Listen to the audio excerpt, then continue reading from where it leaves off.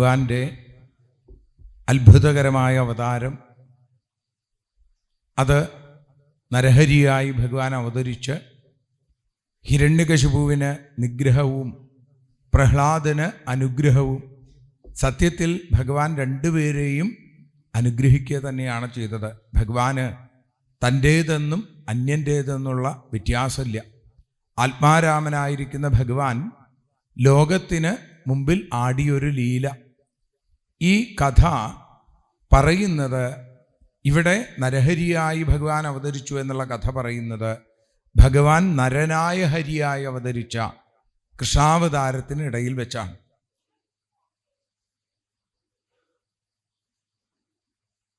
കൃഷ്ണാവതാര രംഗം, അതിൽ രാജസൂയം എന്ന മഹായാഗം നടന്നുകൊണ്ടിരിക്കുന്നു. ആ യാഗത്തിൽ വെച്ച് ഭഗവാന് അഗ്രപൂജ ചെയ്ത് സ്വീകരിച്ചു. ഭഗവാനെ വേണ്ട പോലെ പൂജിച്ചു. ധർമ്മപുത്ര മഹാരാജാവ് ഭഗവത് പതിയായിരിക്കുന്ന പാദതീർത്ഥത്തെ, എല്ലാ പാപങ്ങളെയും ഇല്ലാതെയാക്കുന്ന ഭഗവാന്റെ പാദതീർത്ഥത്തെ സന്തോഷപൂർവം തൻ്റെ ശിരസിൽ സ്വീകരിക്കുകയും അവിടെ കൂടിയിരിക്കുന്ന സകല ആളുകളെയും ആ തീർത്ഥം കൊണ്ട് തളിക്കുകയും ചെയ്തപ്പോൾ ഒരാൾക്ക് അത് ഒട്ടും ഇഷ്ടപ്പെട്ടില്ല. അയാൾ ചാടി എഴുന്നേറ്റു. ഭഗവാന് നേരെ വാഗ്വജ്രം, അപരാധത്തിൻ്റെ വാക്കുകളെ കൊണ്ട് ഭഗവാനെ നിന്ദിച്ചു എന്ന് എല്ലാവർക്കും തോന്നി. വർണ്ണാശ്രമ കുലാപേത സർവധർമ്മ ബഹിഷ്കൃത സ്വൈരവർത്തി ഗുണൈർഹീന എന്നൊക്കെയാണ് ഭഗവാനെക്കുറിച്ച് ആ ചേതിപതിയായ ശിശുപാലൻ അതിഗംഭീരമായിട്ട് അവിടെ പ്രസംഗിച്ചത്. അത് കേട്ടപ്പോൾ എല്ലാവരും ശിശുപാലനെ കൊല്ലാനായിട്ട് പുറപ്പെട്ടു. ഭഗവാൻ ചിരിച്ചും കൊണ്ട് അവിടെ ഇരുന്നു. കാരണം എന്താ? ഈ ശിശുപാലൻ പറയുന്നതൊക്കെ ഒരർത്ഥത്തിൽ ശരി തന്നെയാണ്. വർണ്ണാശ്രമ കുലാപേത, വർണ്ണം, ആശ്രമം, കുലം എന്നിവയില്ലാത്ത, സർവധർമ്മ ബഹിഷ്കൃത, എല്ലാ ധർമ്മങ്ങളും ഉപേക്ഷിച്ച, സ്വൈരവർത്തി, അവനവൻ്റെ ഇഷ്ടം പോലെ നടക്കുന്ന, സ്വൈരവർത്തി ഗുണൈർഹീന, ഗുണമില്ലാത്ത ഇവനെയാണോ നിങ്ങൾ പൂജിക്കുന്നത് എന്നാണ് ചോദ്യം. ഇതൊക്കെ ഭഗവാനെ സംബന്ധിച്ച് ശരിയാണ് താനും. ഭഗവാൻ ബ്രാഹ്മണനല്ല, ക്ഷത്രിയനല്ല, വൈശ്യനല്ല, ശൂദ്രനല്ല, ബ്രഹ്മചാരിയല്ല, ഗൃഹസ്ഥനല്ല, വാനപ്രസ്ഥനല്ല, സന്യാസിയല്ല. നാളെ നമ്മൾ കേൾക്കുന്ന ഗജേന്ദ്രൻ്റെ കഥയിൽ അവിടെ പറയും, ന പുമാൻ, ന സ്ത്രീ, ന ഷണ്ഡഹ. ഇതൊന്നുമല്ല ഭഗവാൻ. ഭഗവാൻ അതിനും അപ്പുറം എന്തൊക്കെ അല്ല എന്ന് പറയുന്നുവോ അങ്ങനെ ന ഇതി എന്ന് പറഞ്ഞ അവസാനം എന്താണോ ബാക്കി വരുന്നത് അതാണ് ഭഗവാൻ. അതല്ലെങ്കിൽ ഇതെല്ലാം ഭഗവാനാണ്. അപ്പോൾ ഭഗവാനെക്കുറിച്ച് ഇന്നത് എന്ന് പറയാൻ സാധിക്കില്ല. അതുകൊണ്ട് ഇതൊക്കെ ശരിയാണെന്നുള്ള രീതിയിൽ ഭഗവാൻ അവിടെ ഇരുന്നു. തന്നെയുമല്ല, തൻ്റെ ആ സുദർശനം എന്ന് പറഞ്ഞാൽ നല്ല ദർശനം, ആ നല്ല ദർശനം ചേതിപതിയായ ശിശുപാലന് നൽകിക്കൊണ്ട് സുദർശനത്തെ, തൻ്റെ ചക്രായുധത്തെ ആ ശിശുപാലൻ്റെ നേർക്ക് പറഞ്ഞയച്ചു. ആ ചക്രം ശിശുപാലൻ്റെ ശിരസ് ഛേദിച്ച് ചേതിപതിയുടെ ശിരസ് താഴെ വീഴ്ത്തി ഭഗവാന്റെ കൈകളിലേക്ക് തന്നെ വന്നു ചേർന്നു. എല്ലാവരും നോക്കി നിൽക്കെ ചൈദ്യദേഹോദ്ധിതം ജ്യോതിർ വാസുദേവം ഉപാവിശൽ വൃത്രസ്യ ദേഹാനിഷ്ക്രാന്തം ആത്മജ്യോതിരനിന്ദമ. എന്താ പറഞ്ഞത്? നമ്മൾ വൃത്രാസുരൻ്റെ കഥയിൽ വൃത്രയിൽ നിന്നൊരു ജ്യോതിസ് അലോകം സമപദ്യത, ഭഗവാന്റെ ലോകത്തിലേക്ക് എത്തിച്ചേർന്നു. ഇതേപോലെ ഇവിടെ ആ ശിശുപാലിൽ നിന്നൊരു ജ്യോതിസ് ഭഗവാനിലേക്ക് ലയിച്ചു ചേരുന്നത് എല്ലാവരും വളരെ വ്യക്തമായിട്ട് കണ്ടു. ധർമ്മപുത്രർക്ക് വലിയ അത്ഭുതമായി. ഭഗവാന്റെ തൊട്ട് മുമ്പിൽ ഭഗവാന്റെ കാല് കഴുകിച്ച് ആ തീർത്ഥത്തെ ശിരസിൽ സ്വീകരിച്ച് വല്ലാത്ത ഒരു അനുഭൂതിയിൽ എല്ലാം മറന്നിരിക്കുന്ന ധർമ്മപുത്രരിൽ പോലും ചെറിയൊരു സംശയം അവിടെ ഉണ്ടായി എന്നാണ്. എന്താ സംശയം? ഇതെന്തുകൊണ്ടാണ് ഈ ശിശുപാലന് മോക്ഷം കിട്ടിയത്? അങ്ങനെയെങ്കിൽ ശിശുപാലനെ പോലെ ഭഗവാനെ ദ്രോഹിക്കുന്ന ആളുകൾക്ക്, ഭഗവാനെ ചീത്ത പറയുന്ന ആളുകൾക്ക്, അങ്ങനത്തെ ആളുകൾക്കാണോ ഈ മോക്ഷം കിട്ടുക? ഭക്തിപൂർവം സ്നേഹ ആദരങ്ങളോടുകൂടി ഭഗവാനെ ഭജിക്കുന്ന ഭക്തൻ്റെ അവസ്ഥ എന്താണ്? നാരദ മഹർഷി, എൻ്റെ മനസ്സ് വല്ലാതെ ദീപാർച്ചിരിവ വായുന, കാറ്റത്തിളകുന്ന ആ ദീപം പോലെ എൻ്റെ മനസ്സ് ഇളകിക്കൊണ്ടിരിക്കുകയാണ്. ഇതെന്താണ് ഇങ്ങനെ എന്ന് ചോദിച്ചപ്പോൾ അത് കേട്ട സന്തോഷത്തോടു കൂടി നാരദ മഹർഷി ഭഗവാന്റെ മുഖത്തേക്കൊന്ന് നോക്കി. ഭഗവാനെ, ഞാൻ ഇതിനുള്ള മറുപടി പറയട്ടെ, ഒരു അനുവാദം ചോദിക്കുകയാണ് ഭഗവാന്റെ അടുത്ത്. ഭഗവാൻ സന്തോഷപൂർവ്വം അപാംഗലീലയ കാണിച്ചു. ആയിക്കോട്ടെ. ആ കാണിച്ചതിൽ വലിയൊരു അർത്ഥമുണ്ട്. കാരണം നാരദ മഹർഷി ഒരിക്കൽ ഭഗവാന്റെ ദിവ്യമായ ആ ഗൃഹസ്ഥാശ്രമ ലീലകളെ കാണാൻ വേണ്ടി വന്നപ്പോൾ ഒരു ഭാര്യയുടെ ഗൃഹത്തിൽ ഭഗവാന്റെ 16,108 പത്നിമാരിൽ ഏതോ ഒരു പത്നിയുടെ ഗൃഹത്തിൽ ചെന്നപ്പോൾ ഭഗവാൻ പുരാണം ഇതിഹാസ പുരാണാനി ശൃണ്വന്തം മംഗളാനി ച, ആ ഇതിഹാസ പുരാണങ്ങളൊക്കെ കേട്ടുകൊണ്ടിരിക്കുന്നു ഇതിഹാസ പുരുഷനായ പുരാണ പുരുഷനായ ശ്രീകൃഷ്ണൻ എന്ന് കണ്ടപ്പോൾ നാരദ മഹർഷിക്ക് വലിയ അത്ഭുതമായി. അന്നേ നാരദ മഹർഷി ഉള്ളിൽ മോഹിച്ചു, ആഗ്രഹിച്ചു ഭഗവാന്റെ മുമ്പിലിരുന്നൊരു കഥ പറയണം. നോക്കൂ, ആലോചിച്ചു നോക്കൂ, നമുക്ക് പോലും ഈ ഭഗവത് വിഗ്രഹത്തിൽ അതിൻ്റെ മുമ്പിലിരുന്ന കഥ പറയുമ്പോൾ വല്ലാത്തൊരു ആനന്ദം ഉണ്ടാവുമെങ്കിൽ യഥാർത്ഥത്തിൽ ഭഗവാൻ ഇവിടെ വന്നിങ്ങനെ ഇരിക്കുകയാണ് ഭഗവാന്റെ കഥ കേൾക്കാൻ. എന്തൊരു ആനന്ദമായിരിക്കും. നാരദ മഹർഷിയുടെ ആ മോഹം ഭഗവാൻ അവിടെ സാക്ഷാത്കരിക്കുകയാണ്. നാരദ, ഞാൻ കഥ കേൾക്കുമ്പോൾ അത് ഞാൻ മാത്രം, ആ പുരാണ ആചാര്യൻ കഥ പറയുമ്പോൾ ഞാൻ മാത്രമാണ് കേൾക്കുക. പക്ഷേ എൻ്റെ ഭക്തൻ എന്നേക്കാൾ എത്രയോ വലുതാണെന്ന് പറയാനാണ് എനിക്കിഷ്ടം. അപ്പം അതുകൊണ്ട് എൻ്റെ ഭക്തനായ അങ്ങ് പ്രഭാഷണം ചെയ്യുമ്പോൾ സകല ആളുകളും കേൾക്കട്ടെ. രാജസൂയ യാഗവേദിയിലേക്ക് എത്തിയ ബ്രഹ്മർഷിമാരും രാജർഷിമാരും എന്ന് വേണ്ട ദേവന്മാരും സകല ചരാചരവും നാരദ അങ്ങയുടെ മനോഹരമായ നാദം കേട്ട് നാരായണ ലീലകളെ മനസ്സിലാക്കട്ടെ, നരഹരിയായി ഭഗവാനാടിയ ലീല മനസ്സിലാക്കട്ടെ. ഇതാണ് ഭഗവാന്റെ സങ്കല്പം. ഇത് മനസ്സിലായ നാരദ മഹർഷി കഥ പറയാനായിട്ട് ആരംഭിച്ചു.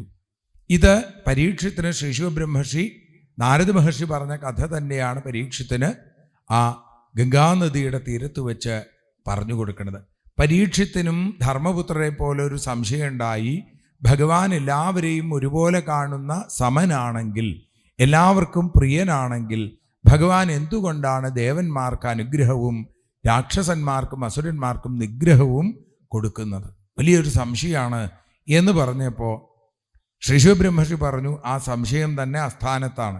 ഭഗവാൻ എല്ലാവരെയും ഒരുപോലെ കാണുന്നു. ഏതുപോലെ? ആകാശത്ത് മിന്നിത്തിളങ്ങുന്ന സൂര്യനെ പോലെ. സൂര്യൻ എല്ലാവരെയും ഒരുപോലെയാണ് കാണുന്നതെങ്കിലും ആ സൂര്യനെ കാണുന്നവരുടെ വ്യത്യാസമനുസരിച്ച് സൂര്യനിൽ നിന്ന് കിട്ടുന്ന പ്രകാശത്തിനും ചൂടിനും വ്യത്യാസം ഉണ്ടാവും. കല്ലിലും കണ്ണാടിയിലും കടലിലും ഒരുപോലെയല്ല കാണുക. കല്ലിൽ സൂര്യപ്രകാശം തട്ടുമ്പോൾ അത് ചെറുതായിട്ടൊന്ന് പ്രതിഫലിക്കും, കടലിൽ തട്ടുമ്പോൾ കുറച്ചുകൂടി പ്രതിഫലിക്കും, കണ്ണാടിയിൽ തട്ടുമ്പോഴോ അത് വളരെ ഭംഗിയായിട്ട് അത് അവിടെ പ്രതിഫലിക്കും. അതുകൊണ്ട് ഭഗവാന്റെ അനുഗ്രഹം എല്ലാവർക്കും ഒരുപോലെയാണ്. സത്വഗുണപ്രധാനികളായിട്ടുള്ള ദേവന്മാരിൽ അത് വ്യക്തമായിട്ട് കാണുന്നു. രജോ ഗുണത്തിലും തമോ ഗുണത്തിലും അത്ര വ്യക്തമാവണില്ല എന്ന് മാത്രമേ ഉള്ളൂ. ഭഗവാൻ എല്ലാവരെയും ഒരുപോലെ കാണുന്നവനാണ്. അങ്ങക്ക് ഒരു ഉദാഹരണം പറഞ്ഞു തരാം എന്ന് പറഞ്ഞ് ശ്രീശുബ്രഹ്മർഷി നാരദ മഹർഷി ധർമ്മപുത്ര മഹാരാജാവിൻ്റെ മുമ്പിൽ പറഞ്ഞ ആ മനോഹരമായ കഥ വീണ്ടും അവിടെ അവതരിപ്പിക്കുകയാണ്. നാരദ മഹർഷിയുടെ കഥ തുടങ്ങുന്നത് ധർമ്മപുത്ര മഹാരാജാവിൻ്റെ ചോദ്യം, ഏതദ് ഭ്രാമ്യതിമേ ബുദ്ധിർ ദീപാർച്ചിരിവ വായുന. നമ്മൾ നേരത്തെ പറഞ്ഞു അല്ലേ, കാറ്റത്ത് വിളക്ക് ഇങ്ങനെ ആടിക്കൊണ്ടിരിക്കും, മനസ്സ് അങ്ങനെ ആടരുത് എന്നാണ്. മനസ്സ് അചഞ്ചലമായി ഭഗവത് ഭക്തിയിലിരിക്കണം. പക്ഷെ എനിക്കത് സാധിക്കണില്ല. എന്താ അതിന് കാരണം? ഇങ്ങനെയാണോ വേണ്ടത്? ദമഘോഷ സുതപ്പാപ ആരഭ്യ കളഭാഷണാൽ. സംസാരിച്ചു തുടങ്ങിയപ്പോൾ മുതൽ കള്ളകൃഷ്ണൻ കള്ളകൃഷ്ണൻ കള്ളകൃഷ്ണൻ എന്നാണ് പറയണത്. നാരദ മഹർഷി ഒന്ന് ചിരിച്ചു. ധർമ്മപുത്രരെ, നിങ്ങളും അങ്ങനെ തന്നെയല്ലേ പറയാറുള്ളത്? ഗോപികമാരങ്ങനെയല്ലേ പറയാറുള്ളത്? കള്ളകൃഷ്ണൻ. ഭഗവാനെ എന്ത് വിളിച്ചാലും ഭഗവാന് കുഴപ്പമില്ല എന്നാണ്. വിളിച്ചോളണമെന്ന് മാത്രമേ ഉള്ളൂ.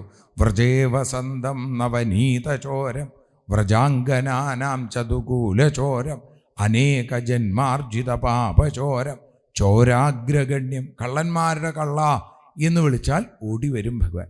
അത് ഭഗവാന്റെ ഒരു ലീലയാണ് എന്ന് മനസ്സിലാക്കുക.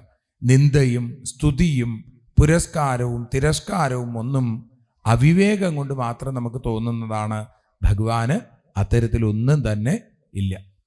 കാമവും ക്രോധവും ദ്വേഷവും ഒക്കെ ഭഗവാന്റെ അടുത്ത് ഒരുപോലെ. അതുകൊണ്ടാണ് ഗോപികൾക്ക് കാമവും കംസന് ദ്വേഷ്യവും ചൈദ്യപതിയായിരിക്കുന്ന ശിശുപാലന് ദ്വേഷവും കംസന് ഭയവും വൃഷ്ണികൾക്ക് ബന്ധുത്വവും നിങ്ങൾക്ക് സ്നേഹവും ഞങ്ങൾക്ക് ഭക്തിയും ഭഗവാന്റെ അടുത്തേക്ക് എത്താനുള്ള വഴിയായത്. അതുകൊണ്ട് തസ്മാൽ കേനാപ്യുപായേന മനഃകൃഷ്ണേന വേശയിൽ, ഏതെങ്കിലും ഒരു തരത്തിൽ മനസ്സിനെ ഭഗവാനിലേക്ക് ചേർത്ത് വയ്ക്കാറാവുക. അത് ഏത് രൂപത്തിൽ വേണമെങ്കിലും ആയിക്കോട്ടെ എന്നാണ്. ഭാഗവത കഥ കേൾക്കുമ്പോഴാവാം, നാമം ജപിക്കുമ്പോഴാവാം, കീർത്തനം പാടുമ്പോഴാവാം, അതിനൊപ്പം നൃത്തം വയ്ക്കുമ്പോഴാവാം, ഭഗവാന്റെ കഥകൾ പാടി തിരുവാതിരക്കളി കളിക്കുമ്പോഴാവാം, ഭഗവാന്റെ ലീലകൾ ഓർത്തുകൊണ്ട് നൃത്തം ചെയ്യുമ്പോഴാവാം, അതല്ലെങ്കിൽ മറ്റ് ഏതു രൂപത്തിലുമായിക്കോട്ടെ ഭഗവാൻ സ്മരണയുണ്ടോ എന്നേ ഭഗവാൻ നോക്കാറുള്ളൂ. എന്നാൽ ശിശുപാലനെ പോലെ നിൽക്കാൻ നമ്മളെപ്പോലുള്ള സാധാരണ ആളുകൾക്കൊന്നും സാധിക്കില്ല. സദാസമയവും ഭഗവാനെ ഇത്തരത്തിൽ ദ്വേഷിച്ചും കൊണ്ട് ജീവിക്കാൻ അതത്ര എളുപ്പവുമല്ല എന്ന് പറഞ്ഞു. ഒരർത്ഥത്തിൽ സ്നേഹത്തേക്കാൾ കൂടുതൽ മനസ്സിൽ സ്മരണയുണർത്തുന്നത് ദേഷ്യമാണ് എന്നുകൂടി അവിടെ പറഞ്ഞു. എന്നിട്ട് പറഞ്ഞു, അങ്ങ് വിചാരിക്കുന്നത് പോലെ ഈ ശിശുപാലനും അതേപോലെ അദ്ദേഹത്തിൻ്റെ സഹോദരനായ ദന്തഭക്തനും പാർഷദപ്രവരവും വിഷ്ണോർ വിപ്രശാപാൽ പദാച്യുതവും, ഇവര് വിഷ്ണു പാർഷദന്മാരാണ്. ബ്രാഹ്മണ ശാപം കൊണ്ട് അവര് ഇങ്ങനെ ഈ രീതിയിൽ ദമഘോഷസുതന്മാരായി പിറന്നേക്കാണ്. അവര് രാക്ഷസന്മാരായി, അവര് അസുരന്മാരായി, ഇപ്പം മനുഷ്യരായി. 3 ജന്മം അവരെടുത്തു. അവരസുരന്മാരായി പിറന്നപ്പോൾ ദിതിപുത്രന്മാരായി ഹിരണ്യാക്ഷനായും ഹിരണ്യകശിപുവായും അവർ മാറിയെങ്കിൽ, അവർ തന്നെ രാക്ഷസഭാവത്തിൽ വിശ്രവസിൻ്റെയും കൈകസിയുടെയും പുത്രഭാവത്തിൽ രാവണനും കുംഭകർണനുമായി പിറന്നു. അങ്ങനെ അവർ തന്നെ ഇപ്പതാ ദമഘോഷസുതന്മാരായി ശിശുപാലനായും ദന്തവക്തനായും പിറന്നിരിക്കുന്നു. നൈശ്രേയസം എന്ന ഉദ്യാനത്തിന് മുമ്പിൽ കാവൽ നിന്നിരുന്ന ജയവിജയന്മാരാണ് അവിടേക്ക് വന്ന കേവലം 5 വയസ്സ് മാത്രം പ്രായം തോന്നിക്കുന്ന ഏകദാ ബ്രഹ്മണപുത്ര വിഷ്ണോർ ലോകം യദൃച്ഛയ സനന്ദനാദയോ ജഗ്മുശ്ചരന്തോ ഭുവനത്രയം പഞ്ചഷഡ്ഢായനാർഭാഭ പൂർവേഷാമപി പൂർവജ ദിഗ്വാസസ ശിശുന്മത്വ ദ്വാസ്ഥൗ താൻ പ്രതിഷേധത. അവർ വിചാരിച്ചു ഇത് ഏതോ കുട്ടികൾ. അതുകൊണ്ട് ആ സനകാദിയോഗീശ്വരന്മാരെ തടയുകയും അശപൻ കുപിതായേവം യുവാം വാസം ന ചാർഹത, നിങ്ങളിവിടെ വസിക്കാൻ അർഹരല്ല എന്ന് പറഞ്ഞ് ശപിച്ചു. പാപിഷ്ഠാം ആസുരിം യോനിം ബാലിശോ യാതമാശ്വത എന്ന് പറഞ്ഞു. നിങ്ങൾ അസുരന്മാരായി പിറക്കട്ടെ. 3 ജന്മം. അപ്പോൾ ഭഗവാൻ എന്തു പറഞ്ഞു? ഇവർ 3 ജന്മം അസുരന്മാരായി പിറക്കുകയാണെങ്കിൽ ഹേ സനകാദിയോഗീശ്വരന്മാരെ, ഞാൻ ഇവരെ അനുഗ്രഹിക്കാൻ 4 അവതാരം എടുക്കാൻ തീരുമാനിച്ചിട്ടുണ്ട്. അപ്പം സനകാദിയോഗീശ്വരന്മാരും വിചാരിച്ചു അത്രേ, എങ്കിൽ നമുക്കും ഭഗവത് ഭക്തി മഹത്വം ലോകത്ത് പാടി നടക്കാൻ പാകത്തിന് ഇവരുടെ പുത്രഭാവത്തിലെങ്കിലും പിറക്കണം എന്ന് തീർച്ചപ്പെടുത്തി. അങ്ങനെയാണത്രേ സനകൻ, സനന്ദൻ, സനാതനൻ, സനൽകുമാരൻ എന്നീ 4 പേര് ഹിരണ്യകശിപുവിൻ്റെ പുത്രന്മാരായി ഹ്ലാദൻ, അനുഹ്ലാദൻ, സംഹ്ലാദൻ, പ്രഹ്ലാദൻ എന്നിങ്ങനെ 4 പേരുകളിൽ പിറന്നത്. ഭാഗവതത്തിൽ ഈ സനകാദിയോഗീശ്വരന്മാരുടെ ജന്മത്തെക്കുറിച്ച് പ്രത്യേകമായിട്ടുള്ള സൂചനകളൊന്നുമില്ല, സജ്ജനങ്ങൾ പറയുന്നു. ഏതായാലും പറഞ്ഞു, ആ ഹിരണ്യകശിപുർ ജ്യേഷ്ഠോ ഹിരണ്യാക്ഷോനുജസ്തത, ഏട്ടൻ ഹിരണ്യകശിപു, അനുജൻ ഹിരണ്യാക്ഷൻ. ഹതോ ഹിരണ്യകശിപുർ ഹരിണ സിംഹരൂപിണ, ഈ ഹിരണ്യകശിപുവിനെ ഹരി സിംഹത്തിൻ്റെ രൂപമെടുത്ത് നിഗ്രഹിച്ചു. അതേസമയം ഹിരണ്യാക്ഷനോ ആ സൂകരമൂർത്തിയായി വന്ന ഭഗവാന്റെ കൈകൊണ്ട് മരണം സംഭവിച്ചു. ഹിരണ്യകശിപു തൻ്റെ പുത്രനായ പ്രഹ്ലാദനെ, കേശവപ്രിയനായ ഹരിഭക്തനായ പ്രഹ്ലാദനെ കൊല്ലാനായിട്ട് ജിഘാംസുരകരോന്നാന യാതന മൃത്യുഹേതവേ കൊല്ലാൻ പുറപ്പെട്ടു. ഇത് കേട്ടപ്പോൾ ധർമ്മപുത്രർക്ക് വലിയ അത്ഭുതമായി. സ്വന്തം മകനെ കൊല്ലാൻ പോയി. എന്താ അതിന് കാരണം, ഒന്ന് വിസ്തരിച്ച് പറഞ്ഞു തരണേ എന്ന് പറയുകയാണ്. അപ്പോൾ ഭഗവാന്റെ 4 അവതാരങ്ങളെ പറഞ്ഞപ്പോൾ അതിൽ ഈ ഹിരണ്യകശിപുവിനെ കൊന്ന നരസിംഹാവതാരം കേൾക്കാനാണ് ധർമ്മപുത്ര മഹാരാജാവിന് അന്ന് മോഹമുണ്ടായത്. ആ മോഹത്തെ തുടർന്ന് നാരദ മഹർഷി അവിടെ കഥ പറയാനായിട്ട് ആരംഭിക്കുന്നു. ആ കഥയാണ് ശ്രീ ശുകബ്രഹ്മർഷി അവിടെ തൻ്റെ മുമ്പിലിരിക്കുന്ന പരീക്ഷത്തിന് പറഞ്ഞു കൊടുത്തത്. ആ കഥയാണ് യഥാധീതം യഥാമതി എന്ന് സൂതൻ പറഞ്ഞ് തൻ്റെ മുമ്പിലിരുന്ന ശൗനകാദി ഋഷീശ്വരന്മാർക്ക് പകർന്നു കൊടുത്തത്. അതേ കഥ തന്നെയാണ് ഈ ക്ഷേത്രസ്ഥനായിരിക്കുന്ന ശ്രീകൃഷ്ണസ്വാമിയുടെ അപാരമായ കാരുണ്യാതിരേകം കൊണ്ട് നമുക്കൊക്കെ പറയാനും കേൾക്കാനും സാധിക്കുന്നത് സപ്താഹ രൂപത്തിൽ. അപ്പം ഇവിടെ നാരദ മഹർഷി കഥ പറയുമ്പോൾ, കഥ തുടങ്ങുമ്പോൾ തന്നെ ആളുകളിൽ വലിയ ജിജ്ഞാസ ഉണ്ടാവുന്ന തരത്തിൽ വേണം കഥ പറയാൻ. നാരദ മഹർഷിയോളം അതിന് കഴിവുള്ള ആളുകൾ വേറെ ഉണ്ട് തോന്നുന്നില്ല. നാരദ മഹർഷി കഥ പറയുമ്പോൾ തന്നെ ആരെയാണ് ആദ്യം കാണിച്ചു തരേണ്ടത്? നമുക്ക് ഹിരണ്യകശിപുവിനെയാണ് കാണിക്കണം. ഹിരണ്യകശിപുവിൻ്റെ അതിഭീകരമായൊരു സ്വരൂപം നമ്മുടെ മുമ്പിൽ അവതരിപ്പിക്കണു നാരദ മഹർഷി, അല്ലെങ്കിൽ ധർമ്മപുത്ര മഹാരാജാവിൻ്റെ മുമ്പിൽ, ഭഗവാന്റെ മുമ്പിൽ, നിറഞ്ഞു കവിഞ്ഞൊഴുകുന്ന ആ സദസ്സിൻ്റെ മുമ്പിൽ. എന്താ അവിടെ പറഞ്ഞത്? ഭ്രാതര്യേവം വിനിഹതേ ഹരിണാക്രോഡമൂർത്തിന. സുകരമൂർത്തിയായി തൻ്റെ സഹോദരനെ നിഗ്രഹിച്ച ആ ഹരിയുടെ പ്രവൃത്തിയിൽ വല്ലാത്ത ദുഃഖവും അതിനേക്കാൾ ഉപരി കോപവുമായി തൻ്റെ ചുണ്ട് കടിച്ചു പിടിച്ചും കൊണ്ട് ആകാശത്തിലേക്ക് ദൃഷ്ടികൾ ഉയർത്തിക്കൊണ്ട് ഉരുട്ടിമിഴിച്ച കണ്ണുകളോടെ, കോപോജ്വലഭ്യാം, കോപം കൊണ്ട് ജ്വലിക്കുന്ന കണ്ണുകളോടുകൂടി ആകാശത്തേക്ക് നോക്കി, നിരീക്ഷൻ ധൂമ്രമമ്പരം ശൂലമുദ്യമ്യ സദസി, തൻ്റെ ശൂലം നിലത്തിങ്ങനെ കുത്തിപ്പിടിച്ച് കരാളദംഷ്ട്രോഗ്രദൃഷ്ട്യാ ദുഷ്പ്രേക്ഷ്യഭൃകുടീമുഖ, എന്നിട്ട് ആ സദസ്സിലുള്ള ദാനവാനിതമബ്രവീൽ, തൻ്റെ മുമ്പിലുള്ള അസുരന്മാരോട് അവരുടെ പ്രത്യേകം പേരുകൾ പറഞ്ഞും കൊണ്ടാണ് ഹിരണ്യകശിപു അവരെയൊക്കെ സംബോധന ചെയ്തത്. ഹേ ശതബാഹു, ദ്വിമൂർധ, ത്രക്ഷ, ശംബര, ഹയഗ്രീവ, നമുചേ, പാക, ഇല്വല, വിപ്രചിത്തെ, പുലോമൻ, നിങ്ങളെല്ലാവരും മമ വച, എൻ്റെ വാക്കുകൾ നിങ്ങൾ കേൾക്കൂ. എന്നിട്ട് ശൃണുതാനന്തരം, അത് കേട്ടതിന് ശേഷം നിങ്ങൾ എനിക്ക് വേണ്ടി സഹായം ചെയ്യണം. നിങ്ങൾ അറിഞ്ഞു കാണും, നിങ്ങളുടെയൊക്കെ കൂട്ടുകാരനും എൻ്റെ സഹോദരനുമായ ഹിരണ്യാക്ഷനെ ആ ഹരി മഹാവിഷ്ണു ഒരു കാട്ടുപന്നിയുടെ രൂപത്തിൽ വന്ന് കൊലപ്പെടുത്തിയിരിക്കും. നമ്മുടെ ഹിരണ്യാക്ഷൻ സാധാരണക്കാരനല്ല. നിങ്ങൾക്കറിയാലോ, 14 ലോകവും തൻ്റെ കാൽക്കീഴിലാക്കാൻ ശക്തിയുള്ള ബ്രഹ്മാവിൽ നിന്ന് വരം നേടിയ അതിശക്തനായ ആ ഹിരണ്യാക്ഷനെ ഒരു പന്നിയുടെ രൂപത്തിൽ വന്ന് ആ വിഷ്ണു കൊന്നുവെങ്കിൽ ആ വിഷ്ണുവിനെ ഇല്ലാതെയാക്കാൻ നിങ്ങളെല്ലാവരും എൻ്റെ കൂടെ വേണം. അപ്പോൾ വിഷ്ണുവിനെ ഇല്ലാതെയാക്കാൻ ആദ്യം എന്തു വേണം? വിഷ്ണുവിൻ്റെ ശക്തി സ്രോതസ്സുകൾ ഇല്ലാതെയാക്കണം. വിഷ്ണുവിൻ്റെ ശക്തി എന്ന് പറഞ്ഞാൽ ബ്രാഹ്മണർ, പശുക്കൾ, വേദങ്ങൾ, വർണ്ണാശ്രമക്രിയകൾ, ഇതൊക്കെയാണ് വിഷ്ണുവിൻ്റെ ശക്തി. അപ്പം അതിനെ മുഴുവൻ ഇല്ലാതെയാക്കാൻ നിങ്ങൾ തയ്യാറാവണം. നിങ്ങൾ തയ്യാറാണ് എന്ന് അവരെപ്പോഴേ പറഞ്ഞു. കാരണം എല്ലാം നശിപ്പിക്കുക എന്നുള്ളത് ആസുരീയമായ രാക്ഷസീയമായ ഭാവമാണ്. എല്ലാത്തിനെയും നിർമ്മിക്കുക എന്നുള്ളതാണ് സത്വഗുണപ്രധാനം. എല്ലാവർക്കും നന്മ വരണമെന്ന് പ്രാർത്ഥിക്കുക. ഇവിടെ തിന്മയുടെ ആ ഉദാഹരണങ്ങളായിരിക്കുന്ന ഈ ദാനവന്മാർ, ഈ ദൈതേയന്മാർ, അവർ ആ രീതിയിൽ തങ്ങളുടെ സ്വാമിയായിരിക്കുന്ന ഹിരണ്യകശിപു പറഞ്ഞ വാക്കുകൾ വേണ്ട പോലെയാക്കാൻ അവരിതാ യാത്രയായി. അങ്ങനെ അവർ പോകുന്നതിന് മുമ്പേ ഹിരണ്യകശിപു ഒന്നുകൂടി പറഞ്ഞു, മച്ഛൂല ഭിന്നഗ്രീവസ്യ ഭൂരിണ രുധിരേണ വൈ രുധിരപ്രിയം തർപ്പയിഷ്യേ. ആ വിഷ്ണുവിൻ്റെ മാറ് കീറി ആ ചുടു രക്തം കൊണ്ട് ഹിരണ്യാക്ഷന് ആ വേണ്ടതായിട്ടുള്ള തർപ്പണം ചെയ്യണം. അവന് ജീവിതത്തിൽ വീരസ്വർഗം പ്രാപിച്ചു. അവൻ ഹരിയുമായി ഏറ്റുമുട്ടി മരിച്ചു എന്ന് പറഞ്ഞാൽ അവൻ വീരസ്വർഗം, വീരചരമം പ്രാപിക്കുക തന്നെയാണ് ചെയ്തേക്കുന്നത്.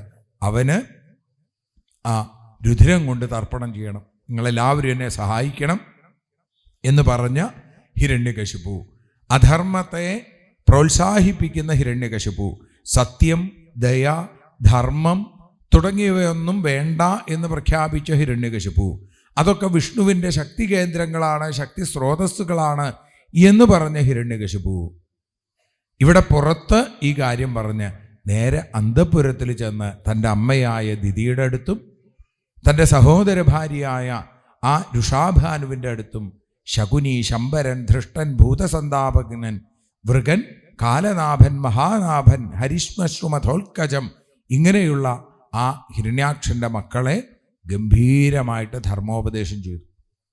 ഇവിടെ ധർമ്മത്തെ വേണ്ട എന്ന് പ്രഖ്യാപിച്ച ആള് അകത്ത് ചെന്ന് ഗംഭീരമായിട്ടുള്ള ധർമ്മോപദേശം. ആത്മാവിന് മരണമില്ല, ദേഹമാണ് മരിച്ചത്, നമ്മുടെ ഹിരണ്യാക്ഷൻ മരിച്ചിട്ടില്ല, ഹിരണ്യാക്ഷൻ്റെ ആത്മാവിനെയാണ് നമ്മൾ സ്നേഹിക്കുന്നത്, ഹിരണ്യാക്ഷൻ്റെ ദേഹത്തെയാണ് നമ്മൾ സ്നേഹിച്ചിരുന്നതെങ്കിൽ ഈ ദേഹം കാണുമ്പോൾ നമുക്ക് സന്തോഷം ഉണ്ടാവുമായിരുന്നു. എന്നാൽ ഈ ദേഹത്തിൽ ദേഹിയായ ആത്മാവുള്ള സമയത്ത് മാത്രമാണ് നമുക്ക് സന്തോഷമുണ്ടാകുന്നത്. പിന്നെ ഹിരണ്യാക്ഷൻ ആ വിഷ്ണുവുമായുള്ള യുദ്ധത്തിൽ വീരചരമം പ്രാപിക്കുകയാണ് ഉണ്ടായത്. തോറ്റോടിയ ഭീരുവല്ല നമ്മുടെ ഹിരണ്യാക്ഷൻ, മറിച്ച് യുദ്ധം ചെയ്ത വീരസ്വർഗം പ്രാപിച്ച ഹിരണ്യാക്ഷനിൽ നിങ്ങൾ അനുശോചിക്കുകയല്ല വേണ്ടത്, നിങ്ങൾ ആവോളം അഭിമാനിക്കുകയാണ് വേണ്ടത്. ഇങ്ങനെയൊക്കെ പറഞ്ഞു കൊടുത്തു. പണ്ട് ഒരു രാജാവിൻ്റെ ഉശീനരനായിരിക്കുന്ന സുയജ്ഞൻ്റെ കഥ പറഞ്ഞ് അദ്ദേഹത്തിൻ്റെ ഭാര്യമാര് അദ്ദേഹം മരിച്ചപ്പോൾ അവര് കണ്ണീര് നിറഞ്ഞ ആ മുഖത്തോടു കൂടി ഇങ്ങനെ കരഞ്ഞും കൊണ്ടിരുന്നപ്പോൾ അവരുടെ അടുത്തേക്ക് വന്ന് ധർമ്മോപദേശം ചെയ്ത ധർമ്മദേവൻ്റെ കഥ കൂടി ഹിരണ്യകശിപു അവിടെ അവതരിപ്പിച്ചു. ഏതായാലും പുറമേ അധർമ്മത്തെ പ്രോത്സാഹിപ്പിക്കുന്ന ഹിരണ്യകശിപു, അന്തഃപുരത്തിൽ ധർമ്മത്തിൻ്റെ ഉപദേഷ്ടാവായി മാറിയ ഹിരണ്യകശിപു, ആ ഹിരണ്യകശിപുവിൻ്റെ വാക്ക് കേട്ട് ആ ദിതിയും അതേപോലെ തന്നെ രുഷാഭാനുവും കുട്ടികളുമൊക്കെ ആ ഹിരണ്യാക്ഷൻ മരിച്ചതിലുള്ള ദുഃഖം ഉപേക്ഷിച്ച് തത്വേ ചിത്തമധാരയൽ, ചിത്തത്തിൽ അവരുടെ ഹൃദയത്തിൽ യഥാർത്ഥമായ തത്വബോധം ഉണ്ടാക്കിയെടുക്കാൻ ഹിരണ്യകശിപുവിന് സാധിച്ചു. അത് കഴിഞ്ഞ് ഹിരണ്യകശിപു അവിടെ വേണ്ടതുപോലെയാക്കി. തൻ്റെ ആ കൂട്ടുകാരും അതേപോലെ തൻ്റെ ഭൃത്യന്മാരുമായിരിക്കുന്നവരോട് വിഷ്ണുവിനെ ഇല്ലാതെയാക്കാനുള്ള വഴികളൊക്കെ പറഞ്ഞു കൊടുത്ത ഹിരണ്യകശിപു ഇനി എന്ത് വേണം? വിഷ്ണുവിൻ്റെ ശക്തി കുറയണം, തൻ്റെ ശക്തി കൂടണം. തൻ്റെ ശക്തി കൂടാൻ എന്ത് വേണം? തപസ് ചെയ്യണം. ആരെയാണ് തപസ് ചെയ്യേണ്ടത്? തൻ്റെ അനുജൻ തപസ് ചെയ്ത അതേ ബ്രഹ്മാവിനെ തന്നെ തപസ് ചെയ്യണം. പക്ഷേ തൻ്റെ അനുജന് പറ്റിയൊരു തെറ്റ് ഇനി ഉണ്ടാവാൻ പാടില്ല. മരണത്തിൽ നിന്ന് രക്ഷപ്പെടാനുള്ള വരം നേടണം. അത് ലഭിക്കുന്നത് വരെ തപസ് ചെയ്യുക. അവസാനം ബ്രഹ്മാവ് തനിക്കത് തരാതിരിക്കില്ല എന്ന് തീർച്ചപ്പെടുത്തിയിട്ടാണ് മന്ദരപർവ്വതത്തിൻ്റെ താഴ്വരയിൽ ഊർധ്വബാഹു നഭോദൃഷ്ടി പാദാങ്കുഷ്ഠാശ്രിതാവനി, കൈകൾ മുകളിലേക്ക് ഉയർത്തിപ്പിടിച്ച് ആകാശത്തിലേക്ക് നോക്കി ഒറ്റക്കാലിൽ നിന്നുകൊണ്ട് ഹിരണ്യകശിപു അതിഗംഭീരമായിട്ടുള്ള തപസ് ആരംഭിച്ചു. ജ്വജ്വലുശ്ച ദിശോദശ, 10 ദിക്കുകളും ഈ ഹിരണ്യകശിപുവിൻ്റെ തപസ്സിൽ ചുട്ടുപൊള്ളാൻ തുടങ്ങി എന്നാണ്. അങ്ങനെ വന്നു കഴിഞ്ഞപ്പോൾ ദേവന്മാര് അത്ഭുതപ്പെട്ടു. ആ ദൈത്യേന്ദ്രൻ്റെ തപസ്സിൻ്റെ ശക്തിയിൽ 100 ദിവ്യ സംവത്സരങ്ങൾ തപസ്സുണ്ടായെന്നാണ് ഹിരണ്യകശിപുവിൻ്റെ. അങ്ങനെ വന്നപ്പോഴേക്കും ആളുകൾക്കൊക്കെ ശ്വാസരോധം വന്നു. ദേവന്മാർ പറഞ്ഞു, അല്ലയോ ഹംസവാഹനനായിരിക്കുന്ന നാൻമുഖ, അല്ലയോ ബ്രഹ്മദേവ, അങ്ങയെ ഉദ്ദേശിച്ചാണ് ഈ തപസ്. അതുകൊണ്ട് വേഗം ചെന്ന് ആ ദൈത്യേന്ദ്രനെ തപസ്സിൽ നിന്ന് പിന്തിരിപ്പിക്കണം, അല്ലെങ്കിൽ അത് ലോകത്തിന് മുഴുവൻ അപകടകരമായിട്ട് തീരും എന്ന് പറഞ്ഞപ്പോൾ അവിടുന്ന് ഹംസവാഹനനായി അരയന്നത്തിൻ്റെ പുറത്ത്, ഹംസത്തിൻ്റെ പുറത്ത് സാക്ഷാൽ ആ നാൻമുഖൻ ബ്രഹ്മാവ് പുറപ്പെട്ടു. തന്നോടൊപ്പം തന്നെ ഭൃഗു, ദക്ഷൻ തുടങ്ങിയവരോടുകൂടിയാണ് ദൈത്യേശ്വരൻ്റെ ആശ്രമത്തിലേക്ക് എത്തിച്ചേർന്നത്.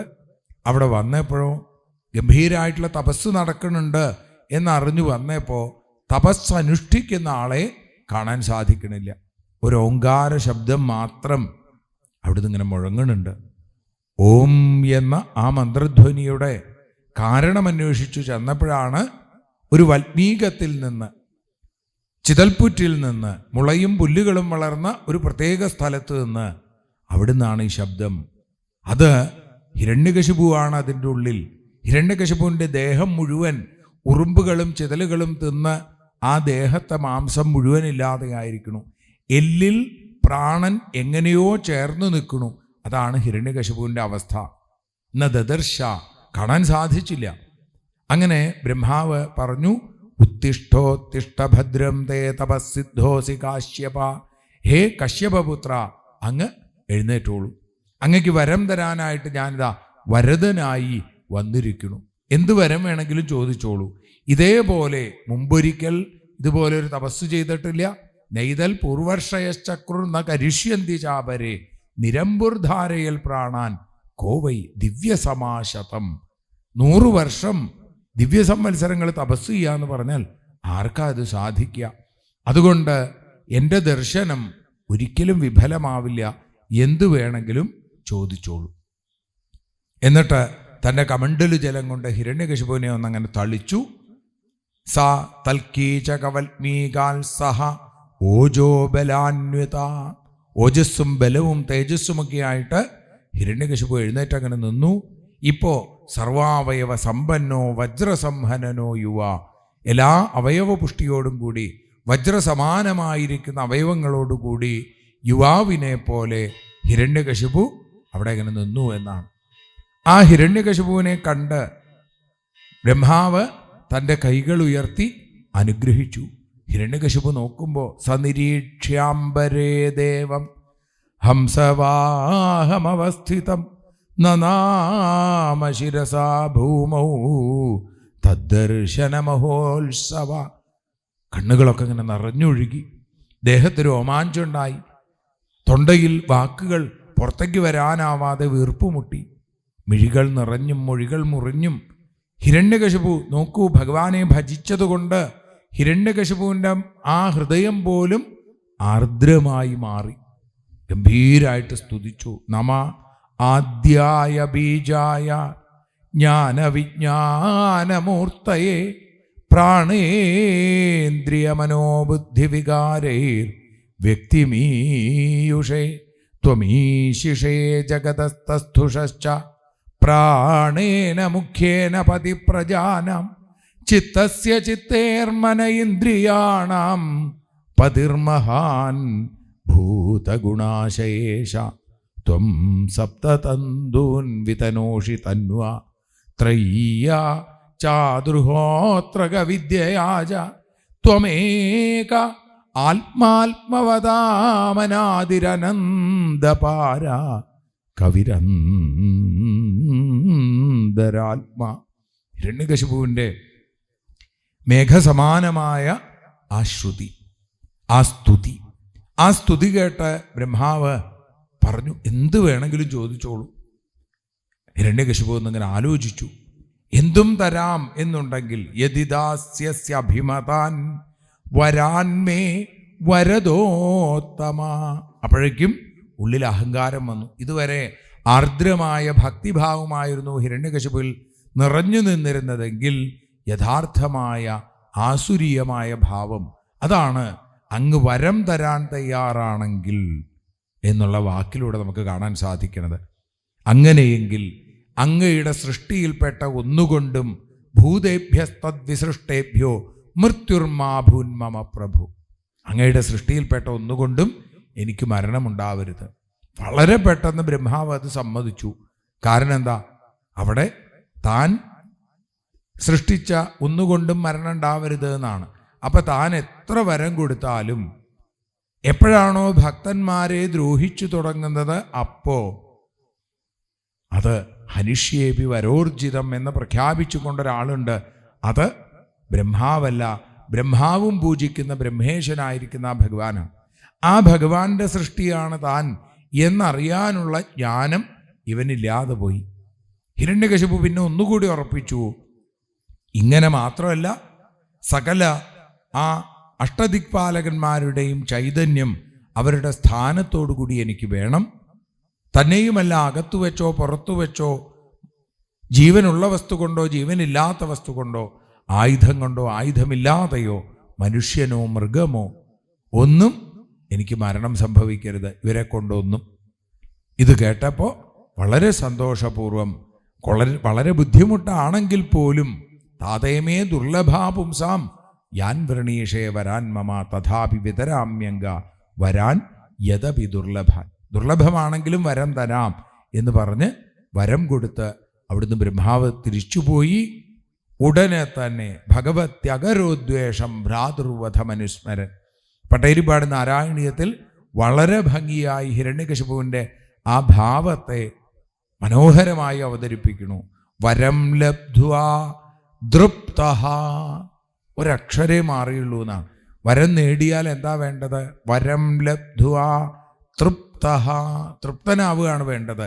ഇവിടെ തൃപ്തനായി അഹങ്കാരിയായി സകല ചരാചരങ്ങളെയും ഈ വരത്തിൻ്റെ ശക്തി കൊണ്ട് തൻ്റെ കാൽക്കീഴിലാക്കി ദേവാസുര മനുഷ്യേന്ദ്രാൻ ഗന്ധർവ ഗരുഡോരകാൻ സിദ്ധചാരണ വിദ്യാധ്ര നൃഷീൻ പിതൃപതീൻ മനൂൻ യക്ഷരക്ഷ പിശാചേശാൻ പ്രേതഭൂതപതീനഥ സർവസത്വപതീൻ ജിത്വാ വശമാനീയ വിശ്വജൽ ജഹാരലോകപാലാനാം സ്ഥാനാനി സഹതേജസ. എല്ലാം ഹിരണ്യകശിപുവിൻ്റെ കാക്കലാണ്. കാറ്റു വീശണമെന്ന് തോന്നിയാൽ വായുവിനെ വിളിക്കുകയായി. അഗ്നി ജ്വലിക്കണം തോന്നിയാൽ അഗ്നി വന്ന് വേണ്ടത് ചെയ്തു കൊടുക്കും. അങ്ങനെ സകല ലോകപാലന്മാരും തൻ്റെ കാൽ കീഴിലായി. സകലതും നേടിയെടുത്തിട്ടും ഇതുകൊണ്ടൊന്നും ആ ഹിരണ്യകശിപു ജിതേന്ദ്രിയനായില്ല, സന്തോഷിച്ചില്ല എന്ന് പറയുന്നു. വീണ്ടും വീണ്ടും വേണം, ഉള്ളിൽ അത്യാഗ്രഹം. അങ്ങനെ ആ മഹേന്ദ്രഭവനത്തിൽ ദേവേന്ദ്രൻ്റെ ആ അമരാവതിയിൽ മദ്യപിച്ച് മതോന്മത്തനായിരിക്കുന്ന ആ ഹിരണ്യകശിപു, നാരദ മഹർഷി പറയുകയാണ്, ഞാനും അന്ന് ആ ഹിരണ്യകശിപുവിൻ്റെ അടുത്തേക്ക് പോയി. ഹിരണ്യകശിപു പ്രഖ്യാപിച്ചു കഴിഞ്ഞു, ഒരാൾ പോലും ഹരിയെന്നോ നാരായണായെന്നോ എന്നുള്ള വിഷ്ണുവിൻ്റെ നാമങ്ങൾ ജപിക്കാൻ പാടില്ല. എല്ലാവരും ഇനി ജപിക്കുകയാണെങ്കിൽ ഹിരണ്യായ നമ എന്ന് മാത്രമേ പാടുള്ളൂ എന്നാണ് പ്രത്യേകമായിട്ട്. ഇത് കേട്ട് കഴിഞ്ഞപ്പോഴോ നാരദ മഹർഷിക്ക് എവിടെയും പോയി നാരായണ നാമം ജപിക്കാനുള്ള പ്രത്യേകമായിട്ടുള്ള കഴിവുണ്ട്. അത് അവിടെയും കാണിച്ചു. കംസൻ്റെ അടുത്ത് പോയാലും രാവണൻ്റെ അടുത്ത് പോയാലും ഇവിടെ ഹിരണ്യകശിപുവിൻ്റെ അടുത്ത് വന്നാലും ഒക്കെ നാരദ മഹർഷി നാരായണ ജപിക്കും. അതെങ്ങനെയാ? ആരും നാരായണ ജപിക്കരുത് എന്ന് പ്രഖ്യാപിച്ച ഹിരണ്യകശിപുവിൻ്റെ അടുത്ത് പോയി നാരായണ നാമം ജപിക്കരുത്, അതിനുള്ള സൂത്രം നാരദ മഹർഷിക്ക് അറിയാം. ചെന്നു നേരെ ഹിരണ്യകശിപുവിനെ എങ്ങനെ തൊഴുതു. അപ്പൊ ഹിരണ്യകശിപുവിനെ തൊഴുമ്പോഴും ഹിരണ്യകശിപുവിൻ്റെ മാത്രമല്ല, പ്രഹ്ലാദൻ പറയുന്നുണ്ടല്ലോ, സകല ആളുകളുടെയും ബലം ആ ഭഗവാനാണ്. അപ്പൊ ഈ ഹിരണ്യകശിപുവിൻ്റെ ബലോ അതും ആ ഹിരണ്യകശിപുവിൻ്റെ ഉള്ളിൽ മിന്നിത്തിളങ്ങുന്ന ആ ഭഗവാൻ തന്നെയാണ്. ഹിരണ്യകശിപുവിന് കാണാൻ പറ്റണില്ല എന്നേ ഉള്ളൂ. വൈകുണ്ഠാദി ലോകങ്ങളൊക്കെ കീഴടക്കി എന്ന് വിചാരിച്ച് വന്നിരുന്നപ്പോൾ ഏറ്റവും വലിയ സൂത്രക്കാരൻ ആരാ? അത് ഭഗവാനാണ്. ലോകത്തിൻ്റെ സൂത്രധാരനായിരിക്കുന്ന ഭഗവാനാണ്. ഭഗവാൻ എന്ത് ചെയ്തു? ഹിരണ്യാക്ഷനെ കൊല്ലാൻ വേണ്ടി ബ്രഹ്മാവിൻ്റെ മൂക്കിൻ്റെ ഉള്ളിൽ കൂടെ പുറത്തേക്ക് ചാടിയ ഭഗവാൻ ഹിരണ്യകശിപുവിൻ്റെ അടുത്ത് നിന്ന് കുറച്ച് ദിവസം മറഞ്ഞിരിക്കാം എന്ന് വിചാരിച്ച് ഹിരണ്യകശിപുവിൻ്റെ മൂക്കിൻ്റെ ഉള്ളിൽ കൂടെ തന്നെ കയറി അകത്തു പോയിരുന്നു. എന്നിട്ടോ അവിടെ മിണ്ടാതിരുന്നു ഭഗവാൻ. ഹിരണ്യകശിപു ആർത്തട്ടഹസിക്കുകയാണ്, ഹരി എന്നെ കണ്ട് പേടിച്ചോടി. ആ ഹരിയാണ് നാരദൻ ചെന്ന് നമസ്കരിക്കണത്. ഹിരണ്യകശിപുവിന് ഇത് മനസ്സിലാവണില്ല. ഹിരണ്യകശിപു തൻ്റെ സിംഹാസനത്തിൽ ഞെളിഞ്ഞിരുന്നു. അപ്പം നാരദൻ പറഞ്ഞു, അങ്ങയുടെ ഈ ഭരണത്തിൽ ഈ ലോകത്ത് ഞാൻ പലയിടത്തും സഞ്ചരിച്ചു. ഒരു സ്ഥലത്തും പറയൂ നാരദ, എന്താ? ഒരു സ്ഥലത്തും നാരായണ നാരായണ നാരായണ നാരായണ എന്ന് ഒരാൾ പോലും ജപിക്കണില്ല. ഹിരണ്യകശിപുവിന് സന്തോഷമായി. അപ്പം നാരദൻ പറഞ്ഞു, കാരണം അങ്ങ് നാരായണ നാരായണ നാരായണ നാരായണ നാരായണ എന്ന് ജപിക്കരുത് എന്ന് പ്രഖ്യാപിച്ചാൽ പിന്നെ ഈ ലോകത്ത് ആരാണ് നാരായണ നാരായണ നാരായണ നാരായണ നാരായണ എന്ന് ജപിക്കാൻ ശക്തിയുള്ളവരായിട്ട് തീരുക? ഭക്തിയുള്ള ആളുകൾ പോലും നാരായണ നാരായണ നാരായണ നാരായണ എന്ന് ജപിക്കാൻ ശക്തിയില്ലാതെ ഇരിക്കുന്ന കാഴ്ച പലയിടത്തും ഞാൻ കണ്ടു. അതുകൊണ്ട് അങ്ങ് മനസ്സിലാക്കിക്കോളൂ, ഈ ലോകത്ത് ഇപ്പോൾ ഒരിടത്തും നാരായണ നാരായണ നാരായണ നാരായണ എന്ന് ജപിക്കുന്നേയില്ല. അത് അവരുടെ ജീവനിൽ പേടിയുള്ളത് കൊണ്ടാണ് അവർ നാരായണ നാരായണ നാരായണ എന്ന് ജപിക്കാത്തത് എന്ന് എന്നും നാരായണ നാരായണ നാരായണ എന്ന് ജപിക്കുന്ന എനിക്ക് പോലും മനസ്സിലായി. ഹിരണ്യകശിപുവിന് വലിയ സന്തോഷമായി. നാരദ, കേമായി. അങ്ങനെ പോയിട്ട് എല്ലാ കാര്യങ്ങളും എൻ്റെ അടുത്ത് വന്ന് പറയണം. വിശ്വാവസുസ്തുംബുരുരസ്മദാദയ. ഞങ്ങളൊക്കെ പോയി ഇങ്ങനെ അവിടെ ചെന്ന് ഹിരണ്യൻ്റെ മുമ്പിൽ ഇങ്ങനെയൊക്കെ പറയുകയുണ്ടായി. അങ്ങനെ ഇരിക്കുമ്പോൾ നാരദ മഹർഷി പറയുകയാണ്, ഈ ഹിരണ്യകശിപുവിൻ്റെ പ്രവൃത്തിയിൽ വിഷമിച്ച ദേവന്മാര് ഭഗവാന്റെ അടുത്തേക്ക് പോയി. ഭഗവാന്റെ കാക്കൽ വീണ് നമസ്കരിച്ചു. ഭഗവാൻ അവർക്ക് ദർശനം കൊടുത്തില്ല. സകലതും ഭഗവാൻ എന്ന വിചാരത്തിൽ വീണ് നമസ്കരിച്ച ദേവന്മാർക്ക് ഒരു അശരീരി കേൾക്കാനായിട്ട് സാധിച്ചു.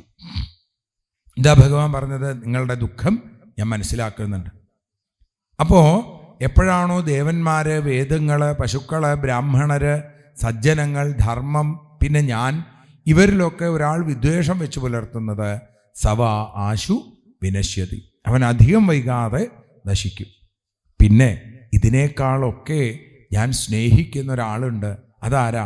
നിർവൈരായ പ്രശാന്തായ. ആ നിർവൈരനും പ്രശാന്താത്മാവുമായിരിക്കുന്ന പ്രഹ്ലാദനെ, യഥാദ്രുഹിയെ, എപ്പോഴാണോ ഹിരണ്യകശിപു ദ്രോഹിക്കാൻ തുടങ്ങുന്നത്, ഹരിഷ്യേപി വരോർജിതം, അവനെ ഞാൻ അപ്പോൾ ഇല്ലാതെയാക്കും എന്ന് പറയുകയാണ്. അതിങ്ങനെ കേട്ടപ്പോൾ ദേവന്മാര് സമാധാനത്തോടുകൂടി അവിടുന്ന് യാത്രയായി. ഇവിടെ നാരദ മഹർഷി പറയുകയാണ്, ഈ ഹിരണ്യകശിപു വിഷ്ണുവിനെ ഇത്തരത്തിൽ ദ്വേഷിച്ചു കൊണ്ടിരുന്നപ്പോഴും അവിടെ വിഷ്ണു ഭക്തനായി ഒരു ഉണ്ണി, ബ്രഹ്മണ്യശീലസമ്പന്ന സത്യസന്ധോജിതേന്ദ്രിയ ആത്മവൽ സർവഭൂതാനാമേകപ്രിയ സുഹൃത്തമ, എല്ലാവരോടും ഒരേപോലെ സ്നേഹത്തോടുകൂടി പെരുമാറുന്നൊരു ഉണ്ണി. ആ ഉണ്ണി പ്രഹ്ലാദനാണ്. ധർമ്മപുത്ര മഹാരാജാവിനോട് പറയുകയാണ്, ആ പ്രഹ്ലാദൻ അമലസംഖ്യയെ മാഹാത്മ്യം തസ്യ സൂച്യത്തെ വാസുദേവേ ഭഗവതി യസ്യ നൈസർഗികീ രതി. ആ ഉണ്ണിക്ക് നൈസർഗികമായ ഒരു രതി ഉണ്ടായിരുന്നു ഭഗവാനിൽ. അതുകൊണ്ട് ആ ഉണ്ണി എപ്പോഴും ഗോവിന്ദ പരിരംഭിതനായിരുന്നു. ഭഗവാൻ ആ ഉണ്ണിയെ കെട്ടിപ്പിടിച്ചത് കൊണ്ട് ആ ഉണ്ണിക്ക് ഒരിക്കലും ഒരു അപകടവും സംഭവിച്ചില്ല. ആ ഉണ്ണി ഭഗവാന്റെ നാമങ്ങൾ പാടുമ്പോൾ ഉറക്കെ നാമം ജപിക്കും, ഉറക്കെ ഭഗവാന്റെ കീർത്തനങ്ങൾ പാടും. ചില സമയത്ത് ഉണ്ണി ലോകം വേണ്ട പോലെ ഭഗവാനെ മനസ്സിലാക്കണില്ലല്ലോ എന്നാലോചിച്ച് കരയും. ചില സമയത്ത് വിലജോ നൃത്യതി കൊച്ചിൽ, അങ്ങനെ നൃത്തം വയ്ക്കുന്ന ആ ഉണ്ണി ചില സന്ദർഭങ്ങളിൽ ഭഗവാനുമായി തന്മയീഭാവം വന്ന് കണ്ണുകളടച്ച് അർദ്ധനിമീലിത നേത്രങ്ങളോടുകൂടി ഭഗവാനെ മാത്രം വിചാരിച്ചിരിക്കും. അങ്ങനെയുള്ള ആ പ്രഹ്ലാദനെ ഹിരണ്യകശിപു ദ്രോഹിക്കാൻ തുടങ്ങി. ധർമ്മപുത്ര മഹാരാജാവേ, അതെന്താണ് എന്ന് ധർമ്മപുത്രർ ചോദിച്ചപ്പോൾ പറഞ്ഞു, അതിന് കാരണം വിഷ്ണു ഭക്തി തന്നെ. തൻ്റെ അനുജനെ കൊന്ന വിഷ്ണുവിൽ ഭക്തിയുള്ളവനെ എങ്ങനെയാ ഹിരണ്യകശിപു സഹിക്കുക? ആദ്യമൊരിക്കൽ ആ ഉണ്ണി മടിയിൽ വന്നിരുന്നപ്പോൾ ഏറ്റവും ശരിയെന്ന് തോന്നുന്നത് എന്താണെന്ന് ഹിരണ്യകശിപു ചോദിച്ചപ്പോൾ ഉണ്ണി പറഞ്ഞത്, ഈ ഗൃഹാന്ധകൂപത്തിൽപ്പെട്ട് കഷ്ടപ്പെടാതെ വനത്തിൽ പോയി യദ്ഹരിമാശ്രയേത. ഇത് കേട്ടപ്പോൾ ഹിരണ്യകശിപു അത് ചിരിച്ചു തള്ളി. എന്നാൽ ഇവൻ്റെ ഉള്ളിൽ എങ്ങനെയോ വിഷ്ണുഭക്തി കടന്നുകൂടിയിട്ടുണ്ട്. അതില്ലാതെയാക്കാൻ ശുക്രാചാര്യൻ്റെ മക്കളായ ഷണ്ഡനെയും അമർക്കനെയും വിളിച്ചിട്ട് നിർദ്ദേശം കൊടുത്തു. അവർ പറഞ്ഞു, ഞങ്ങൾ നോക്കിക്കോളാം. ഈ ഉണ്ണിയെ ആസുരീയവും രാക്ഷസീയവുമായ ഭാവങ്ങൾ പഠിപ്പിക്കാൻ ഞങ്ങൾ വേണ്ടതൊക്കെ പറഞ്ഞു കൊടുത്തോളാം. അവർ പ്രഹ്ലാദനെയും കൊണ്ടുപോയി. പ്രഹ്ലാദനോട് ചോദിച്ചു, പ്രഹ്ലാദന് എങ്ങനെയാണ് ഇങ്ങനൊരു താല്പര്യം വിഷ്ണുവിലുണ്ടായത്? പ്രഹ്ലാദന് സ്വയം തോന്നിയതാണോ മറ്റാരെങ്കിലും പറഞ്ഞു തന്നതാണോ? പ്രഹ്ലാദൻ ചിരിച്ചുകൊണ്ട് പറഞ്ഞു, ഗുരുനാഥ, സത്യത്തിൽ ഈ ഞാനെന്നും അപരനെന്നുമുള്ള ചിന്തയുണ്ടല്ലോ, ഈ അഹന്തയും മമതയുമൊക്കെ ഭഗവാന്റെ മായ കൊണ്ടുണ്ടാവണതല്ലേ. ആ മായയിൽ നിന്ന് രക്ഷപ്പെടാൻ എന്ത് വേണം? സകല ചരാചരങ്ങളിലും ആ ഭഗവാനെ കണ്ടുകൊണ്ട് നമസ്കരിക്കാറാവണം. ഇപ്പം നിങ്ങളെയും ഞാൻ അങ്ങനെയാണ് കാണുന്നത്. ആ ഈശ്വരനായി, ആ ഹരിയായി, ആ ഭഗവാനായി ഞാൻ കാണുന്നു. തസ്മൈ ഭഗവതേ നമ. വീണിങ്ങനെ നമസ്കരിച്ചപ്പോൾ നാരദ മഹർഷി പറയുകയാണ്, അവിടെ ആ ഷഡാമർക്കന്മാർക്ക് വല്ലാത്ത ദേഷ്യം വന്നു. അവർ പറഞ്ഞു, ദൈതയെ ചന്ദനവനെ ജാതോയം കണ്ടകദ്രുമ. ഈ ദൈതയന്മാരാകുന്ന ചന്ദനവനത്തെ നശിപ്പിക്കാനുണ്ടായ ഒരു മുൾച്ചെടിയാണ് ഇവൻ. ഇവൻ വളർന്നു വന്നാൽ യന്മൂലോന്മൂല പരശോർ വിഷ്ണോർ നാളായി തോർഭക, വിഷ്ണുവിൻ ആകുന്ന കോടാലിയുടെ കയ്യായി മാറും. നമ്മൾ നേരത്തെ ദേവഹൂതിയുടെ കഥയിൽ ദേവഹൂതി പറയുന്നത് നമ്മൾ കേട്ടു. അവിടുന്ന് ത്വൽഭൃത്യ സംസാരതരോ കുഠാരം എന്ന്, അവിടുത്തെ ഭൃത്യന്മാരുടെ സംസാര വൃക്ഷത്തെ വേരോടെ നശിപ്പിക്കുന്ന കോടാലിയാണെന്ന് പറഞ്ഞു. ഇവിടെ ഷഡാമർക്കന്മാരും അത് തന്നെയാണ് പറഞ്ഞത്. ഭഗവാൻ ഒരു കോടാലിയാണ്. ആ കോടാലി അസുരന്മാരാകുന്ന ചന്ദനവരത്തെ മുറിക്കുന്നതാണ്. അതിൻ്റെ കയ്യായി മാറും ഇവൻ. പറഞ്ഞതിൽ ചെറിയൊരു മാറ്റം, അത്രയേ ഉള്ളൂ. ദൈതേയ കണ്ടകവനെ ജാതോയം ചന്ദനദ്രുമ, അതാണ് ശരി. ഈ ദൈതേയന്മാരുടെ ഒന്നിനും കൊള്ളാത്തൊരു വനം, ആ വനത്തിൽ ഭക്തിയുടെ സുഗന്ധം നിറച്ച ചന്ദനമരമാണ് പ്രഹ്ലാദൻ. അത് മനസ്സിലാവണില്ല ഇവർക്ക്. അവർ പ്രഹ്ലാദനെ പലതും പഠിപ്പിച്ചു, പ്രഹ്ലാദൻ അതൊന്നും പഠിച്ചില്ല. കാരണം ഇതൊക്കെ വിഷ്ണുവിലേക്ക് എത്തുന്നതിനുള്ള തടസ്സമാണ് എന്ന് തിരിച്ചറിഞ്ഞ് പ്രഹ്ലാദൊന്നും പഠിച്ചില്ല. പക്ഷേ എല്ലാം പ്രഹ്ലാദൻ പഠിച്ചു എന്ന് വിചാരിച്ചിട്ടാണ് ആ ഷഡാമർക്കന്മാർ ഹിരണ്യകശിപുവിൻ്റെ അടുത്തേക്ക് പ്രഹ്ലാദനെ കൊണ്ടുവന്നത്. പ്രഹ്ലാദൻ അമ്മ കയാധുദേവി ഭംഗിയായി അണിയിച്ചൊരുക്കി മാതൃമൃഷ്ടമലങ്കൃതം ദൈത്യേന്ദ്രം ദർശയാമാസ. ആ അച്ഛൻ്റെ അടുത്തേക്ക് വന്നിട്ട് കാക്കൽ അങ്ങനെ വീണങ്ങനെ നമസ്കരിച്ചു. അച്ഛന് വലിയ സന്തോഷമായി. ഉണ്ണി അങ്ങനെ വാരിയെടുത്തു. എന്നിട്ട് ഉണ്ണിയുടെ ആ നീണ്ട മുടിയിഴകൾക്കിടയിലൂടെ വിരലുകൾ അങ്ങനെ ഓടിച്ചു. തൻ്റെ വലതു കൈ ഉണ്ണിയുടെ ശിരസിൽ ചേർത്ത് വെച്ചു. ഉണ്ണിക്ക് എല്ലാ തരത്തിലുള്ള ആയുസ്സും ഉണ്ടാവട്ടെ എന്ന് അനുഗ്രഹിച്ചു. ഇതൊക്കെ അസുരന്മാരുടെ സ്വഭാവമാണ്. അങ്ങനെ കൈവച്ച് അനുഗ്രഹിക്കുക മാത്രമല്ല, പ്രഹ്ലാദൻ്റെ മുഖത്ത് നോക്കി, പ്രഹ്ലാദൻ കൂപ്പുകൈകളുമായിട്ട് അച്ഛൻ്റെ മുഖത്ത് നോക്കി ഇങ്ങനെ ഇരിക്കുക. പ്രഹ്ലാദനോട് പറഞ്ഞു, പ്രഹ്ലാദാനുച്യതാം താത സ്വധീതം കിഞ്ചിതുത്തമം. ഉണ്ണി ഈ ഗുരുനാഥൻ നിന്ന് എന്നേ ചോദിച്ചുള്ളൂ. യദശിക്ഷൽ ഗുരോർ ഭവാൻ. ഹിരണ്യകശിപു ഉദ്ദേശിച്ചത് ഗുരുനാഥന്മാരിൽ നിന്നാണെങ്കിലും വാണീദേവി ഹിരണ്യകശിപുവിൻ്റെ നാവിൽ കയറി ഒരപകടം ഉണ്ടാക്കി. പ്രഹ്ലാദൻ ഇപ്പോൾ പറയുന്നത് ലോകം മുഴുവൻ കേൾക്കട്ടെ. ഗുരുനാഥന്മാരിൽ നിന്ന് എന്താ പഠിച്ചതെന്ന് ചോദിച്ചാൽ പ്രഹ്ലാദൻ പറയും, അച്ഛാ ഞാൻ അവരിൽ നിന്നൊന്നും പഠിച്ചില്ല. എന്താ ഉണ്ണി അവരിൽ നിന്നൊന്നും പഠിക്കാണ്ടിരുന്നത്? അവരിൽ നിന്ന് പഠിക്കാനുള്ളതൊന്നുമില്ല. അവർ വിഷ്ണുവിന് എതിരായിട്ടുള്ള കാര്യങ്ങളാണ് പറഞ്ഞു തരുന്നത്, അതുകൊണ്ട് പഠിച്ചില്ല. ഇങ്ങനെയൊന്നുമല്ല. യദശിക്ഷൽ ഗുരോർ ഭവാൻ. ഗുരുനാഥനിൽ നിന്ന് എന്താണ് പഠിച്ചത് എന്ന് ചോദിച്ചപ്പോൾ പ്രഹ്ലാദൻ പറഞ്ഞ ശ്രവണം, കീർത്തനം, സ്മരണം, പാദസേവനം, അർച്ചനം, വന്ദനം, ദാസ്യം, സഖ്യം, ആത്മനിവേദനം എന്ന വാക്കുകൾ കേട്ടപ്പോൾ സത്യത്തിൽ ധർമ്മപുത്ര മഹാരാജാവും ഒന്ന് അത്ഭുതപ്പെട്ടു. കാരണം ഈ ഷണ്ടാമർക്കന്മാർ ഇത് പറഞ്ഞു കൊടുത്തിട്ടുണ്ടാവോ? നാരദ മഹർഷിയുടെ അടുത്ത് ചോദിക്കണം. വരട്ടെ. ഇപ്പോൾ ഇനി ഹിരണ്യകശിപു എന്താ ചെയ്തത്? നാരദ മഹർഷിയുടെ അടുത്ത് ചോദിച്ചു. ഇങ്ങനെയൊക്കെ പറഞ്ഞു കഴിഞ്ഞാൽ ഹിരണ്യകശിപുവിന് ദേഷ്യം വന്നില്ലേ? ദേഷ്യം വന്നു എന്ന് തന്നെയല്ല, ഷണ്ടാമർക്കന്മാരെ വിളിച്ചു. നിങ്ങളുടെ കഴുത്തിൽ തല കാണില്ല.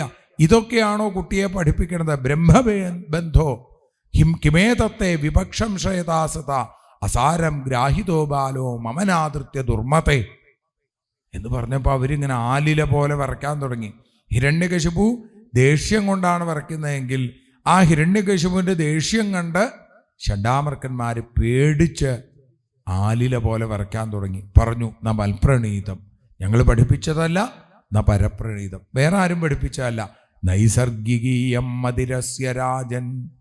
ഹേ ഇന്ദ്രശത്രോ, ഇത് ഉണ്ണിക്ക് നൈസർഗികമായിട്ടുള്ളതാണ് എന്ന് പറഞ്ഞതോടുകൂടി ഹിരണ്യകശിപുവിന് ദേഷ്യം കൂടുതലായി. ഗുരു പഠിപ്പിച്ചതല്ലെങ്കിൽ എവിടുന്ന് പഠിച്ചു ഇത് എന്ന് ചോദിക്കലും പ്രഹ്ലാദൻ്റെ വാക്കുകൾ കേട്ട് തൃപ്തി വരാതെ പ്രഹ്ലാദനെ തൻ്റെ മടിയിൽ നിന്ന് ദൂരേക്ക് വലിച്ചെറിഞ്ഞു. ഭഗവാന്റെ ആ ഗോവിന്ദ പരിരംഭിതനാണ് പ്രഹ്ലാദൻ. പ്രഹ്ലാദനൊന്നും പറ്റിയില്ല. ഹിരണ്യകശിപു പറഞ്ഞു, ആരെവിടെ? ഭടന്മാർ തയ്യാറായി വന്നു. പറഞ്ഞു, ഇവനെ ഏത് വിധത്തിൽ വേണമെങ്കിലും കൊല്ലണം. കാരണം ഇവൻ വിഷ്ണുപക്ഷക്കാരനാണ്.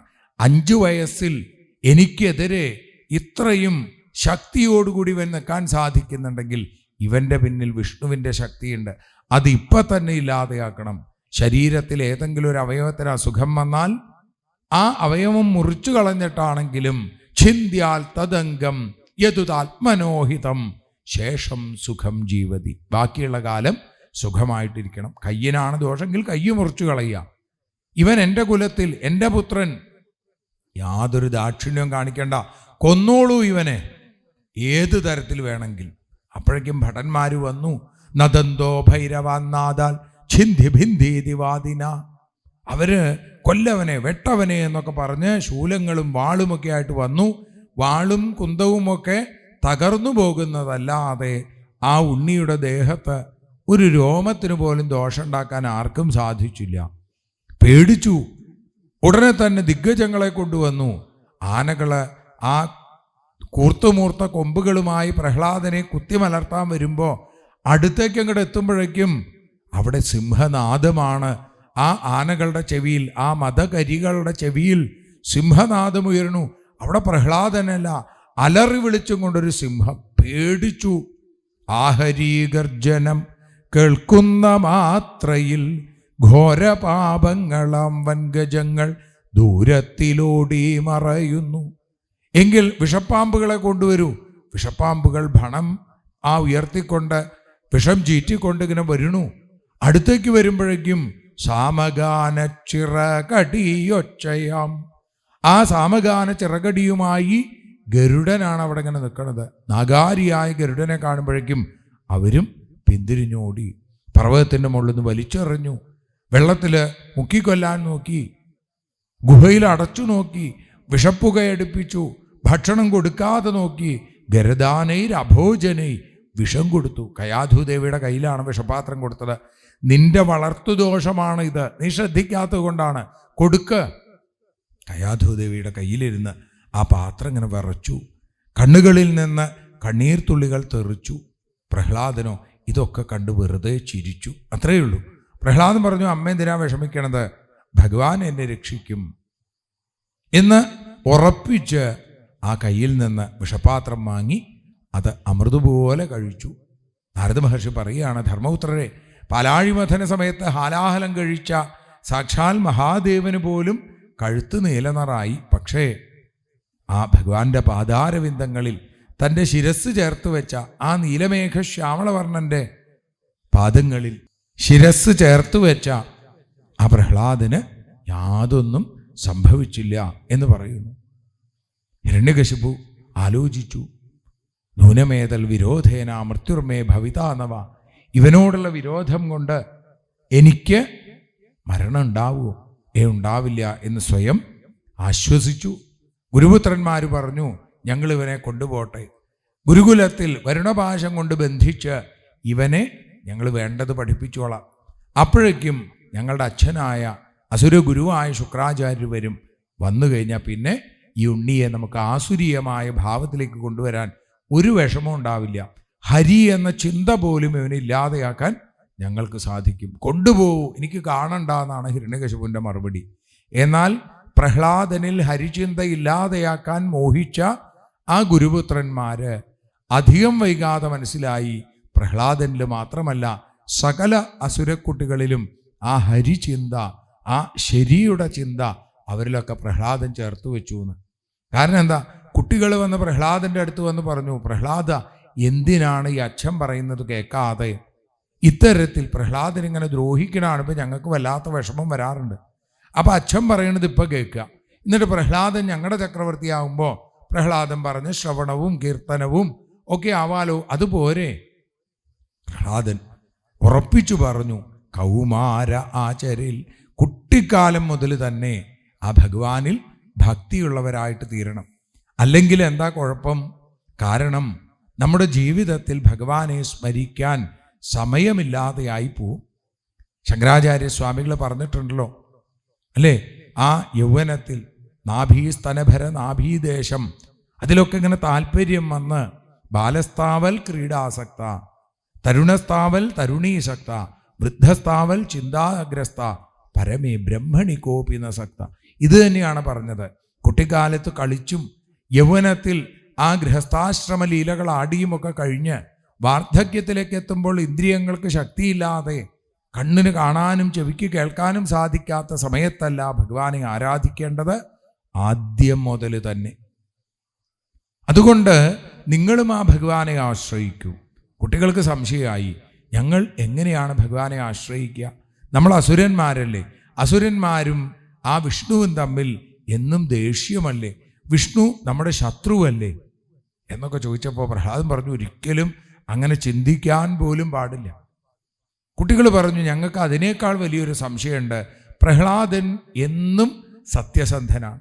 എന്നിട്ട് അച്ഛൻ എന്താണ് ആ ഗുരുനാഥൻ പഠിപ്പിച്ചതിൽ ഏറ്റവും ഉത്തമമായത് എന്താണ് എന്ന് ചോദിച്ചപ്പോൾ പ്രഹ്ലാദൻ ശ്രവണം, കീർത്തനം, വിഷ്ണു സ്മരണം, പാദസേവനം, അർച്ചനം, വന്ദനം, ദാസ്യം, സഖ്യം, ആത്മനിവേദനം എന്ന് പറഞ്ഞത് ആ ഗുരുനാഥൻ ഇതൊക്കെ പഠിപ്പിച്ചിട്ടുണ്ടോ?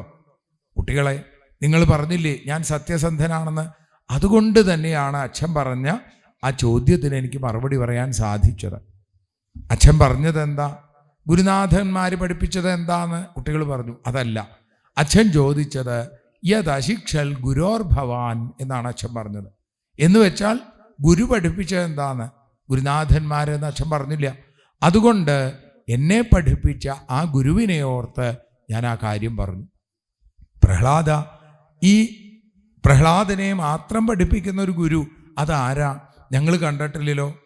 പ്രഹ്ലാദൻ പറഞ്ഞു, എന്നെ നേരിട്ട് വന്ന് ആ ഗുരു ഇപ്പോഴും പഠിപ്പിച്ചിട്ടില്ല.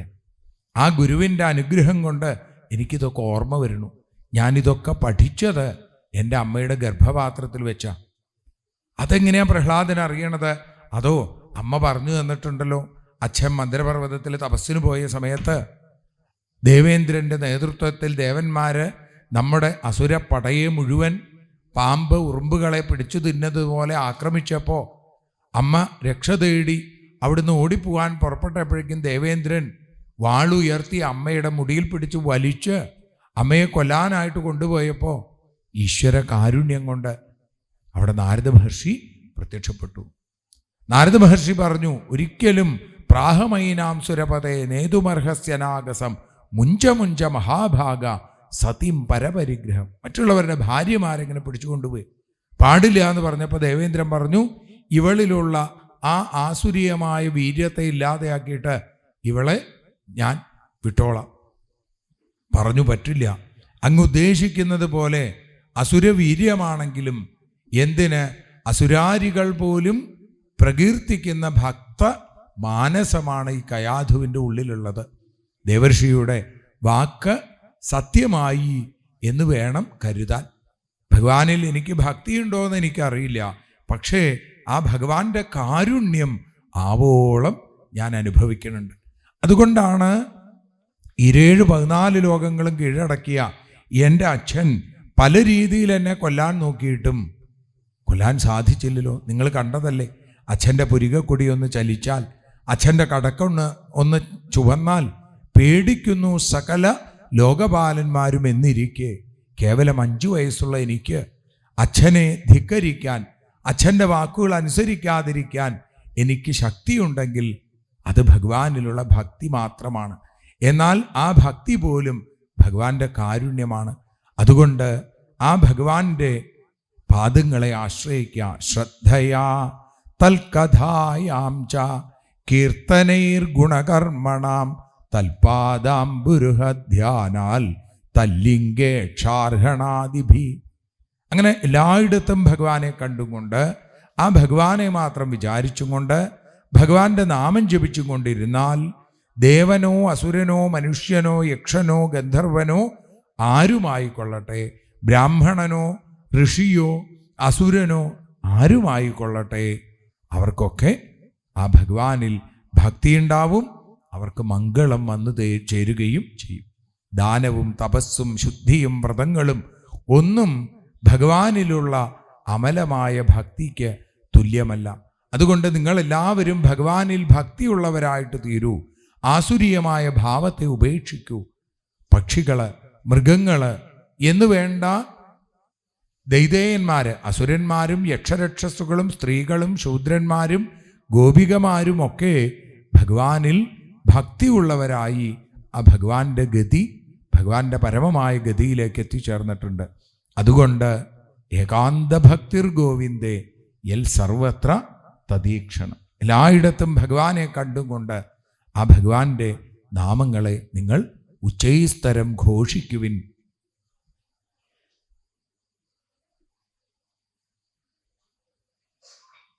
അത് കേട്ടതോടുകൂടി കുട്ടികൾക്ക് വലിയ ആവേശമായി.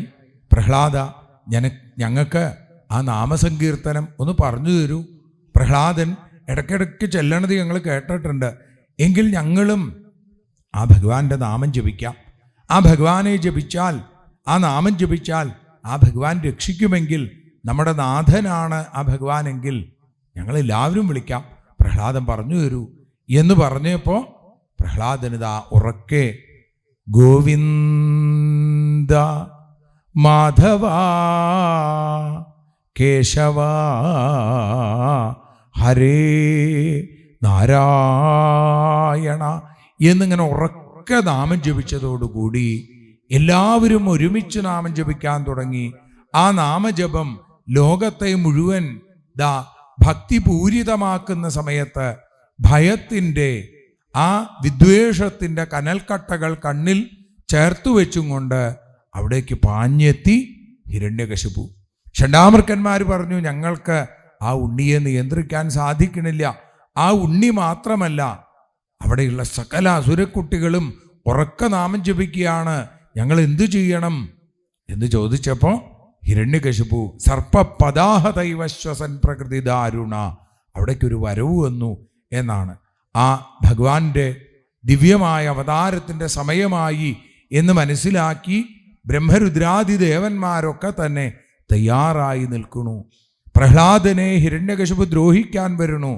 പ്രഹ്ലാദായി യഥാദ്രുഹ്യേ ഹനിഷ്യേപി വരോർജിതം എന്ന് പറഞ്ഞ ആ ഭഗവാൻ അത് സത്യമാക്കാൻ ഇപ്പോൾ അവതരിക്കും എന്ന് തീർച്ചപ്പെടുത്തിക്കൊണ്ട് അവരൊക്കെ കാത്തു നിൽക്കണു. പ്രഹ്ലാദന്റെ അടുത്തേക്ക് വന്ന് ഹിരണ്യകശിപു ചോദിച്ചു, തസ്യമേ ഭീതവൻ മൂഢ ശാസനം കിം ബലോത്യക, എന്തു ബലം കൊണ്ടാണ് നീ എൻ്റെ ശാസനയെ ധിക്കരിക്കുന്നത് എന്ന് ചോദിച്ചപ്പോൾ പ്രഹ്ലാദൻ പറഞ്ഞു, ഇത് എൻ്റെ മാത്രം ബലമല്ല, സകല ചരാചരങ്ങളുടെയും ബലമാണ്, അച്ഛൻ്റെ ബലമാണ്. ഈ ലോകത്ത് ബലമുള്ളവരുടെ മുഴുവൻ ബലം ആ ഭഗവാനാണ് എന്ന് പ്രഹ്ലാദൻ വളരെ ധീരനായി അച്ഛൻ്റെ മുമ്പിൽ പറഞ്ഞു. എങ്കിൽ പ്രഹ്ലാദനോട് ചോദിച്ചു ഹിരണ്യകശിപു, എങ്കിൽ എന്തുകൊണ്ടാണ് ആ ബലത്തെ എനിക്ക് കാണാൻ സാധിക്കാത്തത്? അച്ഛൻ ഈ ഉരുട്ടിമിഴിച്ച കണ്ണുകളുണ്ടല്ലോ, അത് അച്ഛൻ അടച്ച് ആ അകക്കണ്ണ് തുറക്കൂ, എങ്കിൽ ആ ഭഗവാനെ കാണാനായിട്ട് സാധിക്കും എന്ന് വളരെ ധീരമായി പറഞ്ഞു. അച്ഛൻ്റെ ഉള്ളിലെ ഷഡ്രിപുക്കൾ ആനന്ദ നൃത്തം ചെയ്യുകയാണ്. അച്ഛനെ തോൽപ്പിച്ചതിൻ്റെ ആഘോഷമാണ് അവർക്ക്. എന്നെ തോൽപ്പിച്ച ഏത് ശത്രുക്കളാണ്, ഈ ലോകം മുഴുവൻ എൻ്റെ കാൽക്കീഴിലാണ് എന്ന് ഹിരണ്യകശിപു പറഞ്ഞപ്പോൾ പ്രഹ്ലാദൻ ചിരിച്ചും കൊണ്ട് പറഞ്ഞു, അച്ഛൻ്റെ ഉള്ളിലുള്ള കാമക്രോധ ലോഭ മത മാത്സര്യാദികളാകുന്ന ആ ശത്രുക്കൾ അച്ഛനെ തോൽപ്പിച്ചു കഴിഞ്ഞു. അതിനെ ജയിക്കാൻ ആ ഭക്തി കൊണ്ട് ഭഗവാന്റെ പാദത്തിൽ സമർപ്പണം ചെയ്യൂ, ആ കാൽക്കൽ വീണ് നമസ്കരിക്കൂ. എല്ലാം പൊറുക്കാൻ ആ ഭഗവാന് സാധിക്കും. നമ്മളൊന്ന് വീണ് നമസ്കരിക്കേ വേണ്ടൂ, അപരാധങ്ങളൊക്കെ പൊറുക്കണേ എന്ന് പ്രാർത്ഥിക്കുകയേ വേണ്ടൂ. തീർച്ചയായും ഭഗവാൻ രക്ഷിക്കും എന്നൊക്കെ പറഞ്ഞുവെങ്കിലും അതൊന്നും കേൾക്കാവുന്ന ഒരവസ്ഥയിലായിരുന്നില്ല ഹിരണ്യകശിപു. പറഞ്ഞു, എങ്കിൽ എല്ലായിടത്തും ഉണ്ട് എങ്കിൽ കസ്മാൽ സ്തംഭേന ദൃശ്യതേ, എന്തുകൊണ്ട് ഈ തൂണിൽ കാണുന്നില്ല എന്നങ്ങനെ ചോദിച്ചതോടുകൂടി ഹിരണ്യകശിപുവിനോട് പ്രഹ്ലാദൻ പറഞ്ഞു, ഈ തൂണിലും ഞാൻ കാണുന്നുണ്ട് എന്ന് പറയുകയാണ്. ദൃശ്യതയെ എന്നിങ്ങനെ പറഞ്ഞപ്പോൾ ദേഷ്യത്തോടുകൂടി എങ്കിൽ കാണട്ടെ എന്ന് പറഞ്ഞും കൊണ്ട് ഏവം ദുരുക്തൈർമുഹുരർദയൻ രുഷാ സുതം മഹാഭാഗവതം മഹാസുര ഖഡ്ഗം പ്രഗൃഹ്യോൽപതിതോ വരാസനാൽ സ്തംഭം തതാടാതിബല സ്വമുഷ്ടിന, തൻ്റെ ആ മുഷ്ടി കൊണ്ട് ആഞ്ഞൊരടി അങ്ങോട്ട് അടിച്ചു.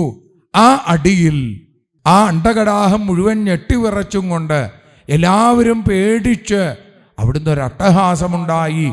ആ അട്ടഹാസത്തിനോടൊപ്പം ആ തൂണ് പിളർന്നുകൊണ്ട് അതിഭയങ്കരമായ ഭഗവാന്റെ ആ ദിവ്യമായ രൂപം, നരസിംഹരൂപം, നരശാർദൂലം, പാതി മൃഗം പാതി മനുഷ്യൻ. അവിടെ ബ്രഹ്മാവ് ഒന്നേ നോക്കിയുള്ളൂ, മനസ്സിലായി താൻ കൊടുത്ത വരങ്ങളെ മുഴുവൻ സത്യമാക്കാൻ ഭഗവാൻ അവതരിച്ചിരിക്കുന്നു. ഹിരണ്യകശിപു ചോദിച്ച വരങ്ങൾ മുഴുവൻ സത്യമാക്കിയിട്ടും ആ പ്രഹ്ലാദനെ കൊല്ലാൻ പുറപ്പെട്ട, പ്രഹ്ലാദനെ ദ്രോഹിച്ച ഹിരണ്യകശിപുവിനെ കൊല്ലാൻ തന്നെയാണ് ആ ഭഗവാന്റെ അവതാരം എന്ന് മനസ്സിലായി. പക്ഷേ ആ തീക്ഷ്ണമായ ആ താപത്തിൽ അടുത്ത് നിൽക്കാൻ സാധിക്കണില്ല ആർക്കും. അടുത്ത് രണ്ടു പേരേ ഉള്ളൂ. ഒന്ന് കോപാവേശിതനായി ഹിരണ്യകശിപു, മറ്റൊന്ന് ഭക്തി നിർഭരനായി പ്രഹ്ലാദൻ. ആ രണ്ടുപേരും മാത്രം, ബാക്കി എല്ലാവരും ഓടിപ്പോയി. അങ്ങനെ ഭഗവാൻ കുറച്ചു നേരം ഹിരണ്യകശിപുവിൻ്റെ കൂടെ കളിച്ചു. എന്നിട്ടോ ആ ഗദായുദ്ധം വാളുകൊണ്ട് ഭഗവാൻ അതിനെയൊക്കെ നിഷ്പ്രയാസം തട്ടി തകർത്തു. എന്നിട്ടോ സന്ധ്യാസമയത്തൊക്കെ ഇങ്ങോട്ട് വന്നതോടുകൂടി രാത്രിയല്ല പകലല്ല എന്ന് ഉറപ്പിച്ച് ഭഗവാൻ ഹിരണ്യകശിപുവിനെ ഇങ്ങോട്ട് പിടിച്ചു. കുതറാൻ ശ്രമിക്കുന്നുണ്ട് ഹിരണ്യകശിപു. മുമ്പൊക്കെ താൻ രക്ഷപ്പെട്ടത് തൻ്റെ ശക്തി കൊണ്ടാണെന്നാണ് വിചാരിച്ചത്. അതല്ല, ഭഗവാന്റെ ലീലയാണ് എന്ന് മനസ്സിലാക്കാനുള്ള കഴിവ്, ആ ഭക്തി ഹിരണ്യകശിപുവിനും ഇല്ല. മറ്റൊരാൾക്ക് മനസ്സിലാവുന്നുണ്ട്. കാരണം അതിഭയങ്കരമായ കത്തിജ്വലിക്കുന്ന കണ്ണുകൾക്കുള്ളിലും പ്രഹ്ലാദൻ കാണുന്നത് എന്താ? കാരുണ്യാകുല നേത്രം. പക്ഷേ കൃത്വ അട്ടഹാസം മുഴക്കിക്കൊണ്ട് ഭഗവാൻ അവിടുന്ന് പിടിച്ചു. നഖേർ യഥാഹിം ഗരുഡോ മഹാവിഷം. ആ വിഷപ്പാമ്പിനെ പിടിക്കുന്ന ഗരുഡനെ പോലെ ഹിരണ്യകശിപുവിനെ ഇങ്ങനെ പിടിച്ചു വലിച്ചു കൊണ്ടുവന്ന് ആ ഉമ്മറപ്പടിയിലിരുന്നു. അകത്തല്ല, പുറത്തല്ല, ആകാശത്തല്ല, ഭൂമിയിലല്ല, തൻ്റെ മടിയിൽ. ജീവനുള്ള വസ്തുവല്ല, ജീവനില്ലാത്ത വസ്തുവുമല്ല നഖം. ആയുധം കൊണ്ടല്ല, ആയുധമില്ലാതെയുമല്ല. ന മൃഗം ന മാനുഷം, മൃഗവുമല്ല മനുഷ്യനല്ല. എങ്കിൽ ഇവനെ കൊല്ലേണ്ട സമയമായി, ഇവന് നിഗ്രഹാനുഗ്രഹം കൊടുക്കേണ്ട സമയമായി. രുധിരപ്രിയം തർപ്പയിഷ്യേ എന്ന് പറഞ്ഞ ഇവൻ്റെ രുധിരം ഞാനിതാ സ്വീകരിക്കാൻ പോവുകയാണ്. ഇവന് തരാൻ നിവൃത്തിയില്ല.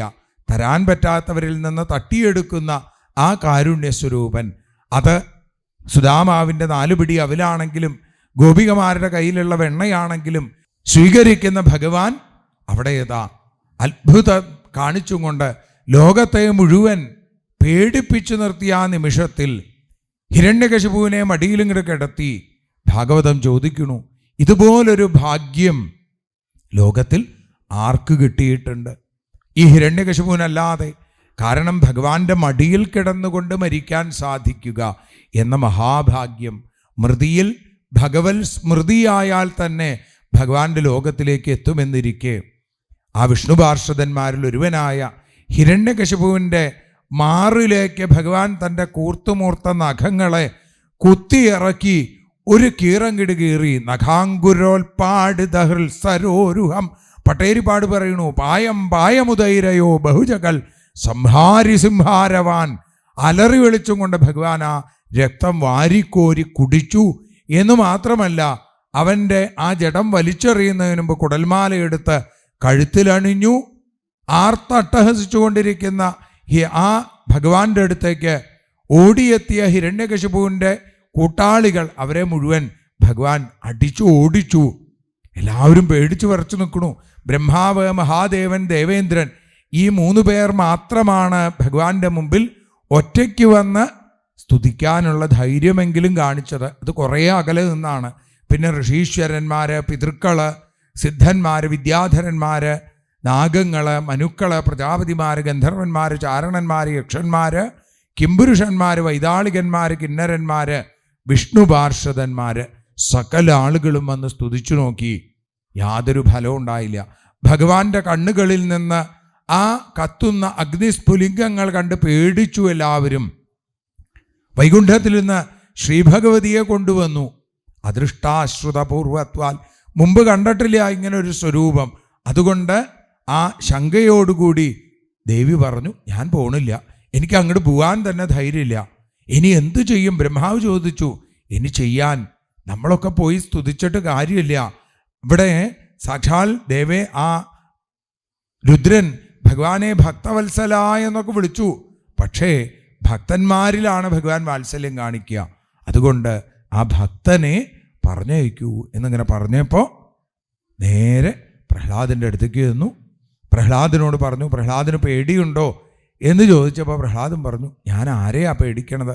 ഞാൻ ഈ സംസാരത്തെ മാത്രമേ പേടിക്കുന്നുള്ളൂ. ഈ സംസാര ദുഃഖങ്ങളെ ഇല്ലാതെയാക്കുന്ന ഈ ഭഗവാനെ എങ്ങനെയാ പേടിക്കാൻ സാധിക്കുക? തന്നെയുമല്ല, സിംഹത്തിൻ്റെ അടുത്തേക്ക് പോകാൻ സിംഹക്കുട്ടികൾക്ക് പേടിയുണ്ടാവില്ല, മറ്റ് മൃഗങ്ങളൊക്കെ പേടിച്ചു എന്ന് വരും. അതുകൊണ്ട് പ്രഹ്ലാദൻ ഭഗവാന്റെ കാക്കൽ വീണങ്ങനെ നമസ്കരിച്ചു. ഭഗവാൻ ഇങ്ങനെ വാരി ഇങ്ങോട്ട് എടുത്തു. ഇതുവരെ കത്തിജ്വലിച്ച കണ്ണുകളിൽ നിന്ന് കാരുണ്യഗംഗയൊഴുകാൻ തുടങ്ങി. അത് പ്രഹ്ലാദനെ കുളിപ്പിച്ചു. പ്രഹ്ലാദൻ വീണ്ടും വീണ്ടും വീണ്ടും ശുദ്ധനായി.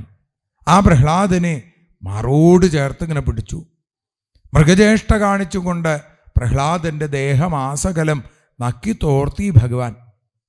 എന്നിട്ടോ ആ ഉണ്ണി അങ്ങനെ ചേർത്ത് പിടിച്ച് കുറച്ചു നേരം ഇരുന്നു.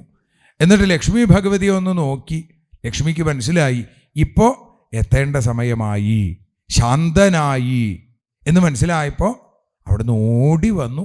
ഭഗവാനോടൊപ്പം ചേർന്നിങ്ങനെ നിന്ന് തൻ്റെ തൃക്കൈയും ഭഗവാന്റെ തൃക്കൈയും ചേർത്ത് പ്രഹ്ലാദൻ്റെ ശിരസിൽ അങ്ങനെ വെച്ചു. ലക്ഷ്മീ നൃസിംഹ മമദേഹി കരാവലംബം എന്ന് പ്രഹ്ലാദ് ഇങ്ങനെ പ്രാർത്ഥിച്ചു. ഏതായാലും പ്രഹ്ലാദൻ്റെ പ്രാർത്ഥന എന്താ? ഭഗവാനെ, എനിക്ക് ഭക്തി മാത്രമേ വേണ്ടൂ, മറ്റൊരു വരവും വേണ്ട എന്നാണ്. കാരണം എന്തെങ്കിലും വരം ചോദിച്ചാൽ നമ്മൾ തമ്മിലുള്ള ബന്ധം വെറും കച്ചവട ബന്ധമായിട്ട് തീരില്ലേ. അതുകൊണ്ട് അവിടുന്ന് അടിയനെ ഭക്തി തരാൻ അനുഗ്രഹിക്കണം. മറ്റൊരു മോഹം കൂടിയുണ്ട് ഭഗവാനെ എന്ന് പറഞ്ഞപ്പോൾ ഭഗവാൻ ചോദിച്ചു, അതെന്താണ്?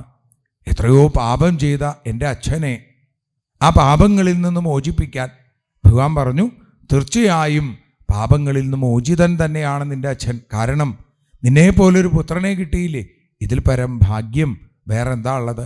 21 തലമുറ ശുദ്ധമായി കഴിഞ്ഞു എന്ന് പറയുന്നു.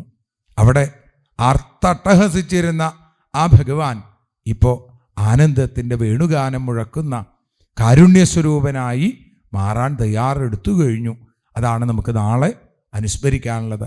പ്രഹ്ലാദനെ അനുഗ്രഹിച്ച് പ്രഹ്ലാദനെ അസുരചക്രവർത്തിയായി അഭിഷേകം ചെയ്യാൻ ശുക്രാചാര്യർക്ക് നിർദ്ദേശം കൊടുത്ത് ഭഗവാൻ അവിടുന്ന് അന്തർധാനം ചെയ്തു.